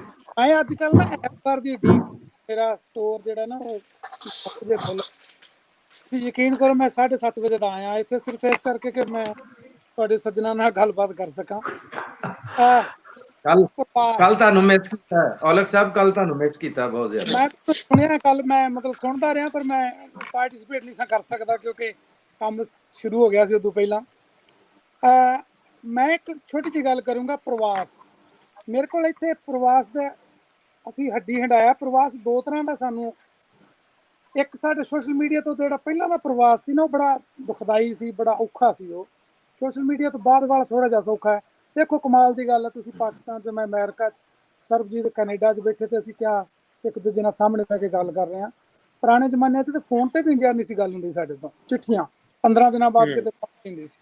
ਖੈਰ ਉਹ ਗੱਲਾਂ ਗਈਆਂ। ਤੁਸੀਂ ਯਕੀਨ ਕਰੋ ਢਿੱਲੋਂ ਸਾਹਿਬ, ਇੱਥੇ ਜਦੋਂ ਮੇਰੇ ਕੋਲ ਬੰਦੇ ਆਉਂਦੇ ਨੇ ਨਾ, ਮੈਂ ਕਾਰਾਂ ਦਾ ਕੰਮ ਕਰਦਾ ਇੱਥੇ, ਮੈਂ ਸੇਲਸ ਮੈਨੇਜਰ ਹਾਂ। ਤੁਹਾਨੂੰ ਮੈਂ ਸਟੋਰ ਥੋੜਾ ਜਿਹਾ ਦਿਖਾ ਦਿੰਦਾ ਆਪਣਾ, ਦੇਖ ਸਕਦੇ ਹੋ ਤੁਸੀਂ। ਇਸ ਵੇਲੇ ਮੈਂ ਕੰਮ ਤੇ ਬੈਠਾ। ਸੋ ਉਹ ਜਦੋਂ ਆਉਂਦੇ ਨੇ ਕੋਈ ਆਪਣੇ ਪੰਜਾਬੀ ਬੰਦੇ, ਭਾਵੇਂ ਪਾਕਿਸਤਾਨ ਤੋਂ ਹੋਣ ਜਾਂ ਹਿੰਦੁਸਤਾਨ ਤੋਂ ਹੋਣ, ਪਹਿਲਾ ਸਵਾਲ ਉਹਨਾਂ ਦਾ ਹੁੰਦਾ ਕਿੱਥੋਂ, ਪੰਜਾਬ ਤੋਂ ਕਿੱਥੋਂ। ਮਤਲਬ ਜਦੋਂ ਮੈਂ ਇੰਡੀਆ ਸੀ ਤਾਂ ਉਦੋਂ ਵੀ ਲੋਕੀ ਜਦੋਂ ਮਤਲਬ 70ਵੇਂ ਦੇ ਦਹਾਕੇ ਦੀ ਗੱਲ ਹੈ, ਆਮ ਲੋਕਾਂ ਨੇ ਪੁੱਛਿਆ ਕਿੱਥੋਂ, ਪਾਕਿਸਤਾਨ ਤੋਂ ਕਿੱਥੋਂ। ਤਾਂ ਮੈਂ ਕਈ ਵਾਰੀ ਹੈਰਾਨ ਹੁੰਦਾ ਕਿ ਦੇਖੋ ਉਹੀ ਗੱਲ ਹੁਣ ਸਾਡੇ ਨਾਲ, ਹੁਣ ਅਸੀਂ ਹਾਲਾਂਕਿ ਉਦੋਂ ਪਾਕਿਸਤਾਨ ਤੋਂ ਪ੍ਰਵਾਸ ਹੋਇਆ ਸੀ ਇੰਡੀਆ ਨੂੰ, ਹੁਣ ਇੰਡੀਆ ਤੋਂ ਅਸੀਂ ਆਪਣੀ ਮਰਜ਼ੀ ਨਾਲ ਪ੍ਰਵਾਸ ਕੀਤਾ, ਪਰ ਅੱਜ ਵੀ ਇੱਕ ਸਵਾਲ ਉਹੀ ਹੁੰਦਾ ਹੈ ਕਿ ਪੰਜਾਬ ਤੋਂ ਕਿੱਥੋਂ। ਮੈਂ ਤੁਹਾਨੂੰ ਇੱਕ ਘਟਨਾ ਦੱਸਦਾ। ਪਿਛਲੇ ਹਫ਼ਤੇ ਮੈਂ, ਮੇਰੇ ਸਹੁਰਾ ਸਾਹਿਬ ਤੇ ਮੇਰੀ ਮਦਰ ਇਨ ਲਾ ਜਿਹੜੇ ਨੇ ਦੋਵੇਂ ਜਿਉਂਦੇ ਨੇ, ਜੇ 90 ਸਾਲਾਂ ਦੇ ਕਰੀਬ ਉਹਨਾਂ ਦੀ ਉਮਰ ਹੈ। ਮੇਰੇ ਆਪਣੇ ਤਾਂ ਪੇਰੈਂਟਸ ਚਲੋ ਖੈਰ, ਉਹਨਾਂ ਕੋਲ ਮੈਂ ਗਿਆ ਉਹਨਾਂ ਨੂੰ ਮਿਲਣ, ਤੇ ਉਹਨਾਂ ਨੂੰ ਕੁਦਰਤੀ ਮੈਂ ਦੱਸਿਆ, ਗੂਗਲ ਅਰਥ ਤੋਂ ਨਾ ਕੱਢ ਕੇ ਉਹਨਾਂ ਦਾ ਪਿੰਡ ਦਿਖਾਇਆ ਮੈਂ। ਸਿਆਲਕੋਟ ਦੇ ਨਾਲ ਹੈ ਪਿੰਡ ਦੁਲਚੀ ਕੇ, ਮੇਰੇ ਸਹੁਰਾ ਸਾਹਿਬ ਦਾ ਪਿੰਡ ਹੈ। ਉਹ ਸਿਰਫ ਗੂਗਲ ਅਰਥ ਤੇ ਵੇਖ ਕੇ ਜੋ ਉਹਨਾਂ ਦੇ ਚਿਹਰੇ ਤੇ ਹਾਵ ਭਾਵ ਸਨ, ਮਤਲਬ ਕਮਾਲ ਦੀ ਗੱਲ ਸੀ। ਉਹਨਾਂ ਨੇ ਕਹਿਣਾ ਸਾਡਾ ਘਰ, ਦੇਖੋ ਸਾਡਾ ਸਕੂਲ ਸੀ, ਉਹ 100 ਏਕੜ ਸਾਡੇ ਕੋਲ ਜ਼ਮੀਨ ਸੀ। ਪਤਾ ਨਹੀਂ ਉਹਨਾਂ ਨੇ ਅੱਧਾ ਘੰਟਾ ਮੈਨੂੰ ਨਾ ਗੱਲਾਂ ਸੁਣਾਈਆਂ। ਤਾਂ ਇਹ ਤੁਸੀਂ ਇੱਥੇ ਦੇਖ ਸਕਦੇ ਹੋ ਕਿ ਕਿੰਨਾ ਲੋਕਾਂ ਦੇ ਅੰਦਰ ਹੇਰਵਾ ਹੈ। ਮਤਲਬ ਉਹਨਾਂ ਨੂੰ ਉਹ ਜਗ੍ਹਾ ਜਾ ਹੀ ਨਹੀਂ ਸਕੇ ਵਾਪਸ ਕਦੀ ਵੀ। ਉਹ ਪਿੰਡ ਮੈਂ ਬਾਅਦ 'ਚ ਦੇਖਿਆ ਕਿ ਉਹ ਸਿਆਲਕੋਟ ਦੇ ਵਿੱਚ ਹੀ ਆਲਮੋਸਟ ਕਰਕੇ ਨਾ ਮਰਜ ਹੋ ਗਿਆ। ਤੇ ਅਸੀਂ ਗੂਗਲ ਅਰਥ ਤੇ ਜਾ ਕੇ ਦੇਖੋ ਨਾ, ਤੁਲਸੀ ਦੇ ਪਿੰਡ ਉਹ ਬਿਲਕੁਲ ਸਿਆਲਕੋਟ 'ਚ ਹੀ ਆ ਗਿਆ। ਇਹ ਲੋਕਾਂ ਦਾ ਮਤਲਬ ਜਿਹੜਾ ਗੂਗਲ ਅਰਥ ਆ ਗਈ ਜਾਂ ਜਿਹੜਾ ਸੋਸ਼ਲ ਮੀਡੀਆ ਆ ਗਿਆ ਨਾ, ਤਾਂ ਫਿਰ ਮੈਂ ਉਹਨਾਂ ਨੂੰ ਇੱਕ ਬੰਦਾ ਵੀ ਦੁਲਚੀ ਗਿਆ ਦਾ ਆਪਣੇ ਨੇੜੇ ਲੱਭ ਕੇ ਤੇ ਉਹਨੂੰ ਮਿਲਾਇਆ ਤੇ ਉਹਨਾਂ ਨਾਲ ਗੱਲਬਾਤ ਕਰਾਈ। ਉਹਨਾਂ ਨੇ ਦੱਸਿਆ ਕਿ ਕੀ ਕੀ ਤਬਦੀਲੀਆਂ ਹੋਈਆਂ ਉੱਥੇ। ਹੁਣ ਢਿੱਲੋਂ ਸਾਹਿਬ, ਤੁਸੀਂ ਤਾਂ ਜੋ ਕੰਮ ਸ਼ੁਰੂ ਕੀਤਾ 11-12 ਤੋਂ ਲੈ ਕੇ ਅੱਜ ਤੱਕ ਕਰ ਰਹੇ ਹੋ, ਬੜਾ ਜ਼ਿਆਦਾ ਵੱਡਾ ਕੰਮ ਸੀ ਇਹ। ਪਰ ਕਈ ਲੋਕਾਂ ਨੇ ਤੁਹਾਨੂੰ ਦੇਖਾ ਦੇਖੀ ਹੋਰ ਵੀ ਬੜੇ ਲੋਕਾਂ ਨੇ ਸ਼ੁਰੂ ਕੀਤਾ ਹੈ। ਇੱਕ ਐਤਵਾਰ ਨੂੰ ਨਾ ਮੇਰੇ ਅਖਬਾਰ 'ਚ ਕਾਲਮ ਛਪਦਾ ਹੁੰਦਾ ਹੈ ਸਾਮਲ ਧਾਮੀ ਦਾ, ਦੁੱਖੜੇ ਵੰਡ ਦੇ। ਉਹ ਮੈਂ ਜ਼ਰੂਰ ਪੜ੍ਹਦਾ ਹੁੰਦਾ, ਤੇ ਮੈਂ ਕਦੀ ਵੀ ਇਹੋ ਜਿਹਾ ਨਹੀਂ ਹੋਇਆ ਕਿ ਪੜ੍ਹਨ ਤੋਂ ਬਾਅਦ ਮੇਰੀਆਂ ਅੱਖਾਂ ਨਾ ਭਰੀਆਂ ਹੋਣ। ਉਹ ਜੋ ਵੀ ਫੀਚਰ ਲਿਖਦੇ ਨੇ ਨਾ, ਉਹ ਸੱਚਾ ਹੁੰਦਾ। ਖੈਰ ਕਮਾਲ ਦੀ ਗੱਲ ਹੈ। ਤੁਹਾਡੀ ਮੈਂ ਕਈ ਫਿਲਮਾਂ ਦੇਖਦਾ ਜਾਂ ਤੁਹਾਡੇ YouTube 'ਤੇ ਦੇਖਦਾ, ਤਾਂ ਮੈਨੂੰ ਲੱਗਦਾ ਕਿ ਕਿਉਂ, ਕੀ ਕਾਰਨ ਸੀ, ਇਹ ਕਿਉਂ ਹੋਇਆ, ਆਖਰ ਇਹ ਕਿਉਂ ਰੋਕਿਆ ਕਿਉਂ ਨਹੀਂ ਜਾ ਸਕਦਾ।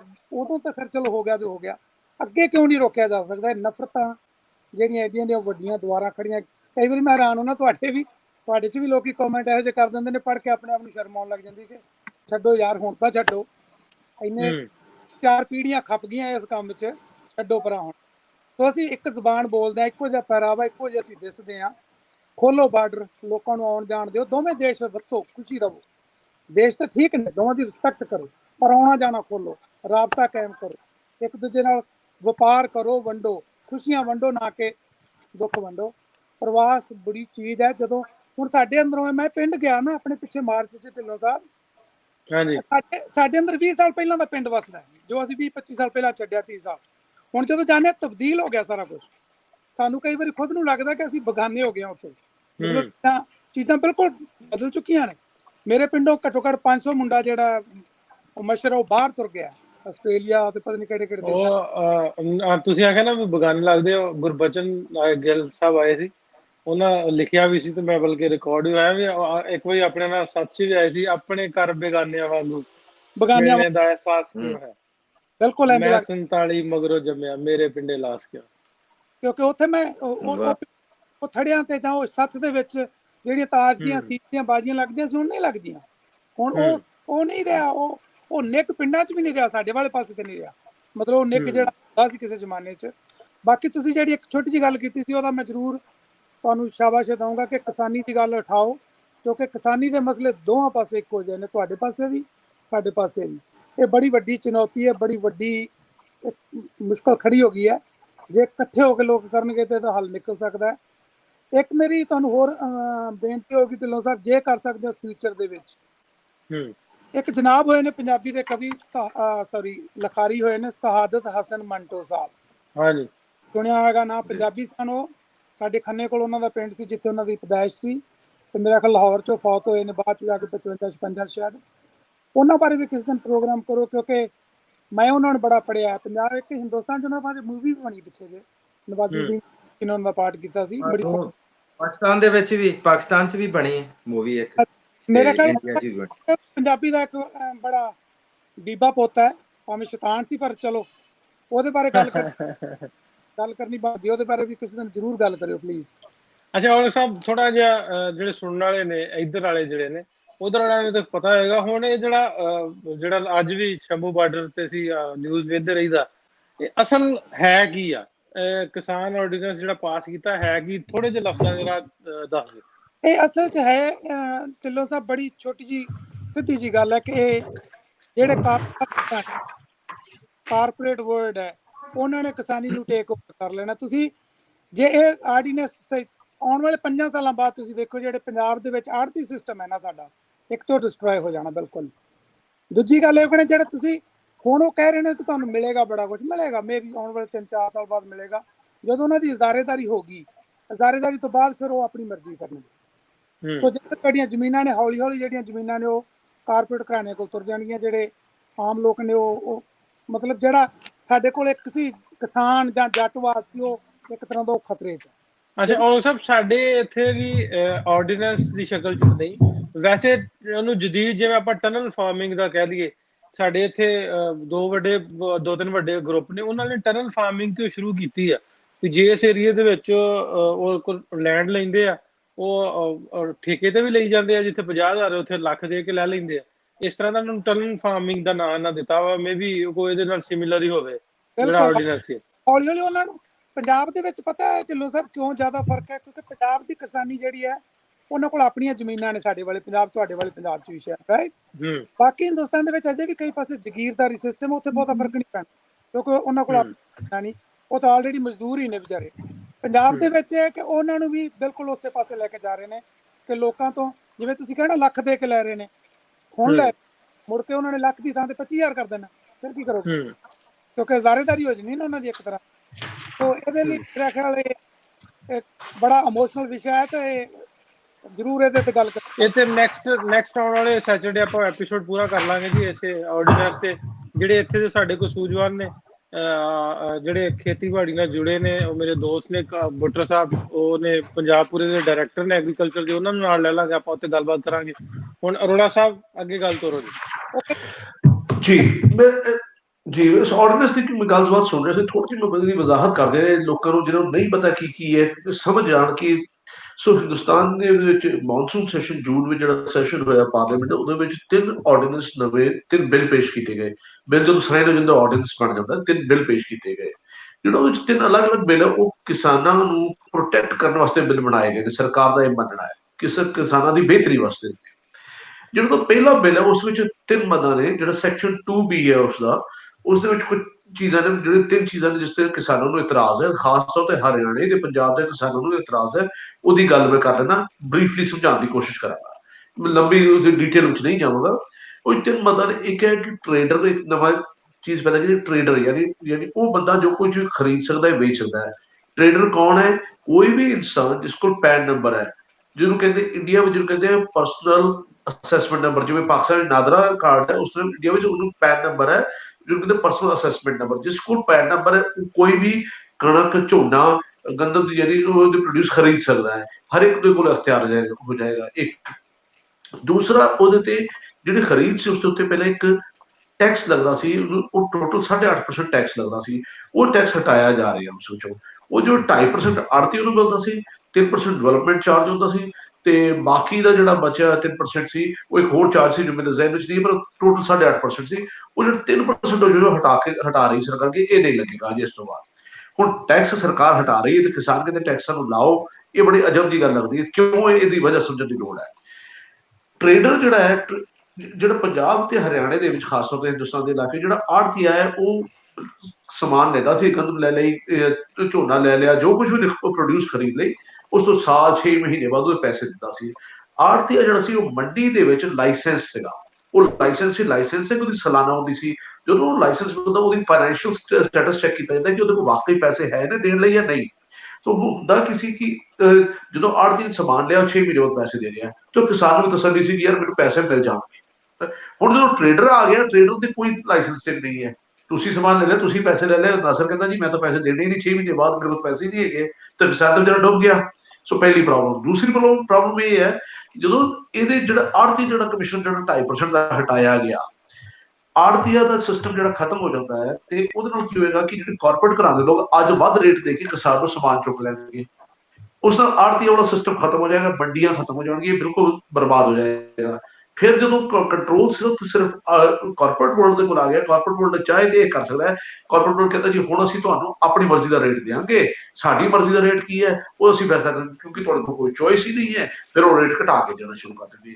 ਸੋ ਕਿਸਾਨ ਇਸ ਗੱਲ ਤੋਂ ਡਰਦਾ ਘਬਰਾਉਂਦਾ ਹੈ ਕਿ ਇੱਕ ਸਾਨੂੰ ਇਹ ਨਾ ਹੋ ਜਾਵੇ, ਸਾਡੇ ਨਾਲ ਧੋਖਾ ਨਾ ਹੋ ਜਾਵੇ ਕਿ ਕਾਰਪੋਰੇਟ ਵਰਲਡ ਸਾਡੀ ਜਿਹੜੀ ਜੱਦੀ ਜ਼ਮੀਨਾਂ ਤੇ ਕਬਜ਼ਾ ਨਾ ਕਰ ਸਕੇ। ਉਹ ਅਗਲੀ ਮਾਧਿਅਮ ਉਹਦੇ ਵੀ ਡਿਟੇਲ ਵਿੱਚ ਗੱਲ ਹੋ ਸਕਦੀ ਹੈ, ਪਰ ਮੇਨਲੀ ਜਿਹੜੀ ਕਿਸਾਨੀ ਲੜਾਈ ਇਸ ਗੱਲ ਦੀ ਕਿ ਸਾਡੀ ਜਿਹੜੀ ਮਿਨੀਮਮ ਜਿਹੜੀ ਇੱਕ ਕਾਸ਼ਤਕਾਰ ਨੂੰ ਇੱਕ ਮਿਨੀਮਮ ਮਿਲਦਾ ਸੀ ਪਰ ਟਨ, ਜਿਹੜਾ weight ਦੇ ਹਿਸਾਬ ਨਾਲ ਗੰਦਮ ਚੱਕੀ ਦਾ ਰੇਟ ਸੀ, ਉਸ ਨੂੰ ਡਿਸਟਰੋਏ ਨਾ ਕੀਤਾ ਜਾਏ, ਉਹਨੂੰ ਰੱਖਿਆ ਜਾਵੇ। ਸਾਡੇ ਕੋਲ ਬੇਸ਼ੱਕ 2.5% ਦੀ ਆੜਤੀਆ ਲੈਂਦਾ ਹੈ, ਪਰ ਅਸੀਂ ਸੇਫ ਹਾਂ, ਸਿਕਿਉਰ ਉਸ ਸਿਸਟਮ ਨਾਲ, ਸਾਡੀ ਸੇਫਟੀ ਨੈਟ ਨੂੰ ਨਾ ਥੱਲੇ ਖਿੱਚਿਆ ਜਾਵੇ। ਇਸ ਗੱਲ ਦੀ ਲੜਾਈ ਪੰਜਾਬ ਤੇ ਹਰਿਆਣਾ ਦੇ ਕਿਸਾਨ ਲੜ ਰਹੇ ਆ। ਅੱਛਾ, ਇਹ ਅੱਜ ਦਾ ਪ੍ਰੋਗਰਾਮ ਪੁੱਛਿਆ ਇਸ ਤੋਂ ਆ ਕਿ ਨੈਕਸਟ ਪ੍ਰੋਗਰਾਮ ਦੇ ਵਿੱਚ ਕਿ ਸਾਡੇ ਤੇ ਤੁਹਾਡੇ 'ਚ ਕਿੰਨੀਆਂ ਸਿਮਿਲੈਰਿਟੀਜ਼ ਨੇ ਇਸ ਆਰਡੀਨੈਂਸ ਨੂੰ ਜਾਂ ਟਨਲ ਫਾਰਮਿੰਗ ਨੂੰ ਲੈ ਕੇ। ਨੈਕਸਟ ਵੀਕ ਦੇ ਵਿੱਚ ਆਪਾਂ ਇੱਥੇ ਪ੍ਰੋਗਰਾਮ ਕਰਾਂਗੇ ਕਿ ਉਧਰ ਤੇ ਇੱਧਰ 'ਚ ਕਿੰਨਾ ਫਰਕ ਹੈ, ਕਿ ਕੱਲ ਨੂੰ ਅਗਰ ਉਹੀ ਬਿੱਲ ਇੱਧਰ ਕੀਤਾ ਜਾਂਦਾ ਤੇ ਇੱਥੋਂ ਦੇ ਕਿਸਾਨਾਂ ਦਾ ਕੀ ਰਿਐਕਸ਼ਨ ਹੋਏਗਾ। ਸੋ ਅਗਲਾ ਆਉਣ ਵਾਲਾ ਜਿਹੜਾ ਸੈਟਰਡੇ ਸੰਡੇ ਉੱਤੇ ਪ੍ਰੋਫੈਸਰ ਸਾਹਿਬ ਅਸੀਂ ਇਹਦੇ ਤੇ ਗੱਲਬਾਤ ਕਰਨੀ ਹੈ। ਤੁਸੀਂ ਥੋੜੀ ਜਿਹੀ ਤਿਆਰੀ ਵੀ ਕਰ ਲੈਣਾ ਤੇ ਰੋੜਾ ਸਾਹਿਬ ਵੀ ਤਿਆਰੀ ਕਰ ਲੈਣਾ, ਤੇ ਅੱਜ ਅੱਗੇ ਸੇਮ ਜਿਹੜਾ ਅੱਜ ਦਾ ਸਾਡਾ ਪ੍ਰੋਗਰਾਮ ਉਹਦੇ ਵੱਲ ਵੱਧਦੇ। ਜੀ ਜੀ ਜੀ ਜੀ ਪ੍ਰੋਫੈਸਰ ਸਾਹਿਬ। ਹਾਂਜੀ, ਬਾਕੀ ਜਿਸ ਤਰ੍ਹਾਂ ਪ੍ਰੋਗਰਾਮ ਦੇ ਵਿੱਚ ਅਸੀਂ ਪਹਿਲੇ ਵੀ ਗੱਲ ਕੀਤੀ ਹੈ, ਔਰ ਇਹ ਚੀਜ਼ਾਂ ਜਿਹੜੀਆਂ ਰਾਬਤਿਆਂ ਦੇ ਹਵਾਲੇ ਦੇ ਨਾਲ ਜਿਹੜੀਆਂ ਅੱਗੇ ਵਧਣੀਆਂ ਚਾਹੀਦੀਆਂ। ਔਰ ਮੇਰਾ ਖਿਆਲ ਹੈ ਕਿ ਅੱਜ ਅਸੀਂ ਆਪਣੇ ਜਿਹੜੇ ਦੇਖਣ ਵਾਲੇ ਸਾਡੇ ਯਾਰ ਬੇਲੀ ਨੇ, ਉਹਨਾਂ ਤੋਂ ਵੀ ਅਸੀਂ ਇੱਕ ਸਵਾਲ ਅਗਰ ਇਹ ਪੁੱਛੀਏ ਕਿ ਉਹਨਾਂ ਨੇ ਇਸ ਰਾਬਤਿਆਂ ਨੂੰ ਵਧਾਉਣ ਵਾਸਤੇ ਜਦੋਂ ਦਾ ਸੋਸ਼ਲ ਮੀਡੀਆ ਦੇ ਨਾਲ ਉਹ ਜੁੜੇ ਹੋਏ ਨੇ, ਕਿਹੜਾ ਕੋਈ ਐਸਾ ਕੰਮ ਕੀਤਾ ਹੈ ਕਿ ਜਿਹੜਾ ਸਾਨੂੰ ਦੱਸ ਸਕਣ। ਕਿਸੇ ਨੂੰ ਮਿਲਾਇਆ ਵਾ, ਕਿਸੇ ਨੂੰ ਕੋਈ ਵੀਡੀਓ ਭੇਜੀ ਹੈ, ਕਿਸੇ ਨੂੰ ਉਹਦਾ ਕੋਈ ਪਿੰਡ ਦਿਖਾਇਆ, ਜਾਂ ਕੋਈ ਹੋਰ ਇਸ ਤਰ੍ਹਾਂ ਦਾ ਆਪਣੀ ਸਾਂਝ ਪਾਈ ਹੈ, ਹਿੱਸਾ ਪਾਇਆ। ਤੇ ਸਾਡੇ ਨਾਲ ਬਾਕੀ ਜਿਹੜੇ ਦੋਸਤ ਨੇ ਉਹ ਵੀ ਜੁੜਨ ਔਰ ਆ ਕੇ ਦੱਸਣ ਕਿ ਕਿਹੜੀ ਉਹਨਾਂ ਨੇ ਕੋਈ ਐਸੀ ਕੋਈ ਸਾਂਝ ਪਾਈ ਹੈ। ਅਗਰ ਕੋਈ ਅਸੀਂ ਹਲੇ ਤੱਕ ਆਪਣੀ ਸਾਂਝ ਨਹੀਂ ਪਾਈ ਤੇ ਅਸੀਂ ਜ਼ਰੂਰ ਸਾਂਝ ਪਾਈਏ ਉਹਦੇ, ਔਰ ਅਸੀਂ ਕੋਸ਼ਿਸ਼ ਕਰੀਏ ਕਿ ਉਹਨਾਂ ਲੋਕਾਂ ਨੂੰ ਉਹ ਸਾਰੀਆਂ ਜਿਹੜੀਆਂ ਉਹਨਾਂ ਦੀਆਂ ਖਾਹਿਸ਼ਾਂ ਵਾ ਆਪਣੇ ਜੱਦੀ ਇਲਾਕਿਆਂ ਨਾਲ ਜੁੜਨ ਦੀਆਂ, ਉਹਨਾਂ ਦੀਆਂ ਖਾਹਿਸ਼ਾਂ ਨੂੰ ਪੂਰਾ ਕਰੀਏ। ਜੀ ਸਾਡੇ ਨਾਲ ਅਕਰਮ ਸਾਹਿਬ ਵੀ ਮੌਜੂਦ ਨੇ। ਜੀ ਅਕਰਮ ਸਾਹਿਬ। ਜੀ ਮੈਂ ਜੀ ਪ੍ਰੋਫੈਸਰ ਸਾਹਿਬ ਪਹਿਲਾਂ ਤਾਂ ਸਲਾਮ ਕਹਿਣਾ ਤੁਹਾਨੂੰ ਵੀ, ਅਰੋੜਾ ਸਾਹਿਬ ਨੂੰ, ਨਾਸਰ ਢਿੱਲੋਂ ਸਾਹਿਬ ਨੂੰ, ਤੇ ਜੁੜਿਆ ਹੋਇਆ ਮੈਂ ਬੜੀ ਦੇਰ ਦਾ ਜੀ। ਅੱਜ ਮੈਂ ਆਪਣੇ ਪਿੰਡ ਆਇਆ ਹਾਂ ਜੀ, ਜਿੱਥੇ ਸਰਵਿਸ ਕੋਈ ਨਹੀਂ, ਤੇ ਪਰ ਤੁਹਾਡਾ ਇਹ ਦੇਖ ਕੇ ਨਾ ਟਾਪਿਕ ਹੈ ਤੇ ਮੈਂ ਘਰੋਂ ਬਾਹਰ ਆ ਗਿਆ ਜੀ। ਮੈਂ ਉਸੇ ਪਾਸੇ ਆ ਗਿਆ। ਜਿਹੜੀ ਗੱਲ ਤੁਸੀਂ ਕੀਤੀ ਹੈ ਜੀ ਮੈਂ ਸਾਰੀ ਦੇ ਗੱਲ ਕਰਾਂਗਾ ਜੀ। ਤੇ ਇਹ ਸੋਸ਼ਲ ਮੀਡੀਆ ਦੀ ਜਿਹੜੀ ਤੁਸੀਂ ਗੱਲ ਕੀਤੀ ਨਾ ਜੀ, ਇਹ ਸੋਸ਼ਲ ਮੀਡੀਆ ਜਦੋਂ ਦਾ ਆਇਆ ਬੜੇ ਲੋਕਾਂ ਦੇ ਮਿਲਾਪ ਹੋਏ ਹੈ ਜੀ, ਔਰ ਸਭ ਤੋਂ ਪਹਿਲਾਂ ਮੇਰਾ ਮਿਲਾਪ ਹੋਇਆ ਆਪਣੇ ਪਿਛੋਕੜ ਨਾਲ। ਔਰ ਹੁਣ ਕੋਈ ਐਸਾ ਦਿਨ ਨਹੀਂ ਹੁੰਦਾ ਜਿਸ ਦਿਨ ਮੇਰੀ ਗੱਲ ਨਹੀਂ ਹੁੰਦੀ ਆਪਣੇ ਪਿੰਡ, ਜਾਂ ਉੱਥੋਂ ਮੈਨੂੰ ਨਹੀਂ ਕਾਲ ਆਉਂਦੀ ਜਾਂ ਮੈਂ ਉੱਥੇ ਨਹੀਂ ਕਰਦਾ। ਕਮ ਸੇ ਕਮ ਇੱਕ ਦਫਾ ਜ਼ਰੂਰ। ਅਕਰਮ ਸਾਹਿਬ ਜੀ ਜੀ, ਇਹ ਜਿਵੇਂ ਤੁਸੀਂ ਜੁੜੇ ਹੋਏ ਦੀ ਕਹਾਣੀ ਦੀ ਤੇ ਸਾਂਝ ਪਾਓ ਸਾਡੇ ਨਾਲ, ਕਿਵੇਂ ਜੁੜ ਗਏ ਤੁਸੀਂ ਆਪਣੇ ਜੱਦੀ ਪਿੰਡ ਨਾਲ? ਜੀ ਅਸੀਂ ਸਭ ਤੋਂ ਪਹਿਲਾਂ ਤੇ ਜੀ ਫੇਸਬੁੱਕ ਮੈਸੇਂਜਰ ਤੇ ਜੁੜੇ ਆ ਜੀ ਆਪਣੇ ਪਿੰਡ। ਅੱਛਾ। ਤੇ ਪਿੰਡ 'ਚ ਮੇਰੀ ਪਹਿਲੀ ਮੁਲਾਕਾਤ ਬਾਬਾ ਜੱਸੇ ਨਾਲ ਹੋਈ, ਜਿਹੜਾ ਆਪਣੇ ਗਰੁੱਪ ਦੇ ਵਿੱਚ ਵੀ ਸ਼ਾਮਲ ਹੈ ਜੀ, ਤੇ ਸਾਂਝਾ ਪੰਜਾਬ ਦੇ ਵਿੱਚ। ਤੇ ਬਾਬੇ ਜੱਸੇ ਨੇ ਮੈਨੂੰ ਸਾਰਾ ਪਿੰਡ ਮਿਲਾਤਾ ਜੀ। ਜਿਹੜੇ ਸਾਡੇ ਤੋਂ ਪਹਿਲਾਂ ਦੇ ਲੋਕ ਰਹਿੰਦੇ ਸੀ ਨਾ ਜੀ, ਜਿਹੜੇ ਸਾਨੂੰ ਜਾਣਦੇ ਸੀ, ਉਹ ਵੀ ਮਿਲਾਤੇ ਆ। ਪਰ ਇਹਦੇ ਵਾਸਤੇ ਸੋਸ਼ਲ ਮੀਡੀਆ ਆਇਆ, ਮੈਸੇਂਜਰ ਤੇ ਲੋਕ ਮਿਲੇ ਇੱਕ ਦੂਸਰੇ ਨਾਲ। ਲੇਕਿਨ ਅਸਲ ਮੇਲ ਜੋਲ ਉਦੋਂ ਸ਼ੁਰੂ ਹੋਇਆ ਜੀ ਜਦੋਂ ਪੰਜਾਬੀ ਲਹਿਰ ਆਇਆ, ਸਾਂਝੀ ਸਾਥ ਆਈ ਆ, ਤੇ ਸਾਂਝਾ ਪੰਜਾਬ ਹੈ ਗਰੁੱਪ ਜਦੋਂ ਦੇ ਆਏ ਨੇ। ਤੇ ਇਹਦੇ ਵਾਸਤੇ ਬਾਰਿਸ਼ ਦਾ ਪਹਿਲਾ ਕਤਰਾ ਜਿਹੜਾ ਨੇ ਉਹ ਢਿੱਲੋਂ ਸਾਹਿਬ ਸਾਬਤ ਹੋਏ ਆ ਜੀ। ਇਹਨਾਂ ਦੀਆਂ ਮਿਹਨਤਾਂ ਨਾਲ ਅੱਜ ਅਸੀਂ ਇੱਥੋਂ ਤੱਕ ਪਹੁੰਚ ਗਏ ਹਾਂ। ਤੇ ਅੱਗੇ ਜਿਹੜੀ ਤੁਸੀਂ ਗੱਲ ਕੀਤੀ ਨਾ ਜੀ ਵੀ ਲੋਕ ਕਿਸੇ ਨੂੰ ਮਿਲਾਇਆ ਜਾਂ ਨਹੀਂ, ਤੇ ਅਲਹਮਦੁਲਿਲਾ ਮੈਂ ਹੁਣ ਤੱਕ ਇਹ ਜਿੱਦਣ ਦਾ ਗਰੁੱਪ ਬਣਿਆ ਨਾ ਜੀ, 4 ਪਰਿਵਾਰਾਂ ਨੂੰ ਇੱਕ ਦੂਸਰੇ ਨਾਲ ਮਿਲਾ ਚੁੱਕੇ ਹਾਂ ਜੀ, ਇੱਥੋਂ ਲੈਂਦੇ ਚੜ੍ਹਦੇ। ਵਾਹ ਜੀ ਵਾਹ ਵਾਹ। ਜਿਹਦੇ ਵਿੱਚ ਆਪਣੇ ਗਰੁੱਪ ਦੇ ਬਾਜਵਾ ਸਾਹਿਬ ਨੇ ਕੈਨੇਡਾ ਵਾਲੇ, ਹਾਂਜੀ, ਇੱਕ ਸਰਪੰਚ ਸਾਹਿਬ ਨੇ, ਤੇ ਇਸ ਤੋਂ ਇਲਾਵਾ ਇੱਕ ਸਹਿਗਲ ਸਾਹਿਬ ਨੇ, ਯਾਨੀ ਕਿ ਜਿਨ੍ਹਾਂ ਨੂੰ ਆਪਣੇ ਪਿਛੋਕੜ ਨਾਲ ਮੈਂ ਮਿਲਾ ਚੁੱਕਿਆ ਵਾਂ। ਰਾਬਤੇ ਉਹਨਾਂ ਦੇ ਕਿਆ ਬਾਤ। ਟੈਲੀਫੋਨ ਤੇ ਕਰਾ ਦਿੱਤੇ ਆ ਹਾਂਜੀ ਬਹੁਤ ਇਹ ਜ਼ਿਆਦਾ, WhatsApp ਤੇ ਬਹੁਤ ਤੇ ਅੱਜ ਵੀ ਮੈਂ ਬਹੁਤ ਆਪਣੇ ਪਿੰਡ ਜਿਹੜਾ ਆਇਆ ਹਾਂ ਨਾ ਜੀ ਕਿ ਮੇਰੇ ਪਿੰਡ ਦਾ ਇੱਕ ਪਰਿਵਾਰ ਸੀਗਾ ਮੁਸਲਮਾਨ ਪਰਿਵਾਰ ਜਿਨ੍ਹਾਂ ਦੇ ਉੱਥੇ ਰਹਿ ਗਏ ਆ ਹੁਸ਼ਿਆਰਪੁਰ ਦੇ ਜ਼ਿਲ੍ਹਾ ਮਾਹਿਲਪੁਰ ਦੇ ਵਿੱਚ ਤੇ ਅੱਜ ਵੀ ਮੈਂ ਉਸ ਘਰ ਦੀ ਗੱਲ ਕਰਾਉਣੀ ਪਿੰਡ ਆਇਆ ਜੀ ਆਪਣੇ ਤੇ ਮੈਨੂੰ ਵਾਹ ਰਾਤ ਜੀ। ਪੈ ਗਈ ਤੇ ਜਦੋਂ ਮੈਂ ਤੁਹਾਡਾ ਦੇਖਿਆ ਨਾ ਜੀ ਟਾਪਿਕ ਤੇ ਮੈਂ ਕਿਹਾ ਵੀ ਟਾਪਿਕ ਤੇ ਅੱਜ ਮੇਰੇ ਗੱਲ ਕਰਨ ਵਾਲਾ ਵਾ ਅੱਜ ਮੈਂ ਗਰੁੱਪ ਦੇ ਵਿੱਚ ਜ਼ਰੂਰ ਜੁੜਾਂਗਾ ਲੇਕਿਨ ਘਰ ਦੇ ਵਿੱਚ ਸਰਵਿਸ ਨਹੀਂ ਸੀ ਅੱਜ ਮੈਂ ਸੜਕ ਦੇ ਉੱਤੇ ਹੁਣ ਨਾ ਪਿੰਡੋਂ ਬਾਹਰ ਸੜਕ ਦੇ ਉੱਤੇ ਆਣ ਕੇ ਬੈਠਾ ਜੀ ਭਾਵੇਂ ਨਹੀਂ ਨਹੀਂ ਮੈਨੂੰ ਮੱਛਰ ਲੜੇ ਜੋ ਮਰਜ਼ੀ ਹੋ ਜਾਵੇ ਅੱਜ ਮੈਂ ਇਸ ਟਾਪਿਕ 'ਚ ਤੁਹਾਡੇ 'ਚ ਸ਼ਾਮਲ ਹਾਂ ਜੀ ਮੱਛਰ ਦੀ ਪਰ ਖੈਰ ਇਹਦੀ ਹੈ ਦਾਦ ਗੱਡੀ ਨਾ ਆ ਜਾਏ ਕਿਤੇ ਸੜਕ ਤੇ ਜੇ ਨਹੀਂ ਕੋਈ ਨਹੀਂ ਕੁਛ ਨਹੀਂ ਇਸ ਵੇਲੇ ਕੁਛ ਨਹੀਂ ਆਉਂਦਾ ਢਿੱਲੋਂ ਸਾਹਿਬ ਤੇ ਪਰ ਇਹਦੀ ਦਾਦ ਮੈਂ ਸਾਰੀ ਢਿੱਲੋਂ ਸਾਹਿਬ ਨੂੰ ਦਿਆਂਗਾ ਜੀ ਕਿ ਜਿਨ੍ਹਾਂ ਪਹਿਲਾਂ ਪੰਜਾਬੀ ਲਹਿਰ ਬਣਾਈ ਸਾਂਝੀ ਸੱਥ ਬਣਾਈ ਤੇ ਇਹ ਗਰੁੱਪ ਜਿਹੜਾ ਆਪਣਾ ਸਾਂਝਾ ਪੰਜਾਬ ਚੱਲਦਾ ਵਾ ਇਹਦੇ ਨਾਲ ਰਾਬਤੇ ਵੱਧਦੇ ਔਰ ਇਨਸ਼ਾਅੱਲਾ ਇਹ ਰਾਬਤੇ ਹੁਣ ਵਧਣਗੇ ਘਟਣਗੇ ਨਹੀਂ ਜੀ ਤੇ ਮੈਂ ਆਪਣੇ ਆਪ ਨੂੰ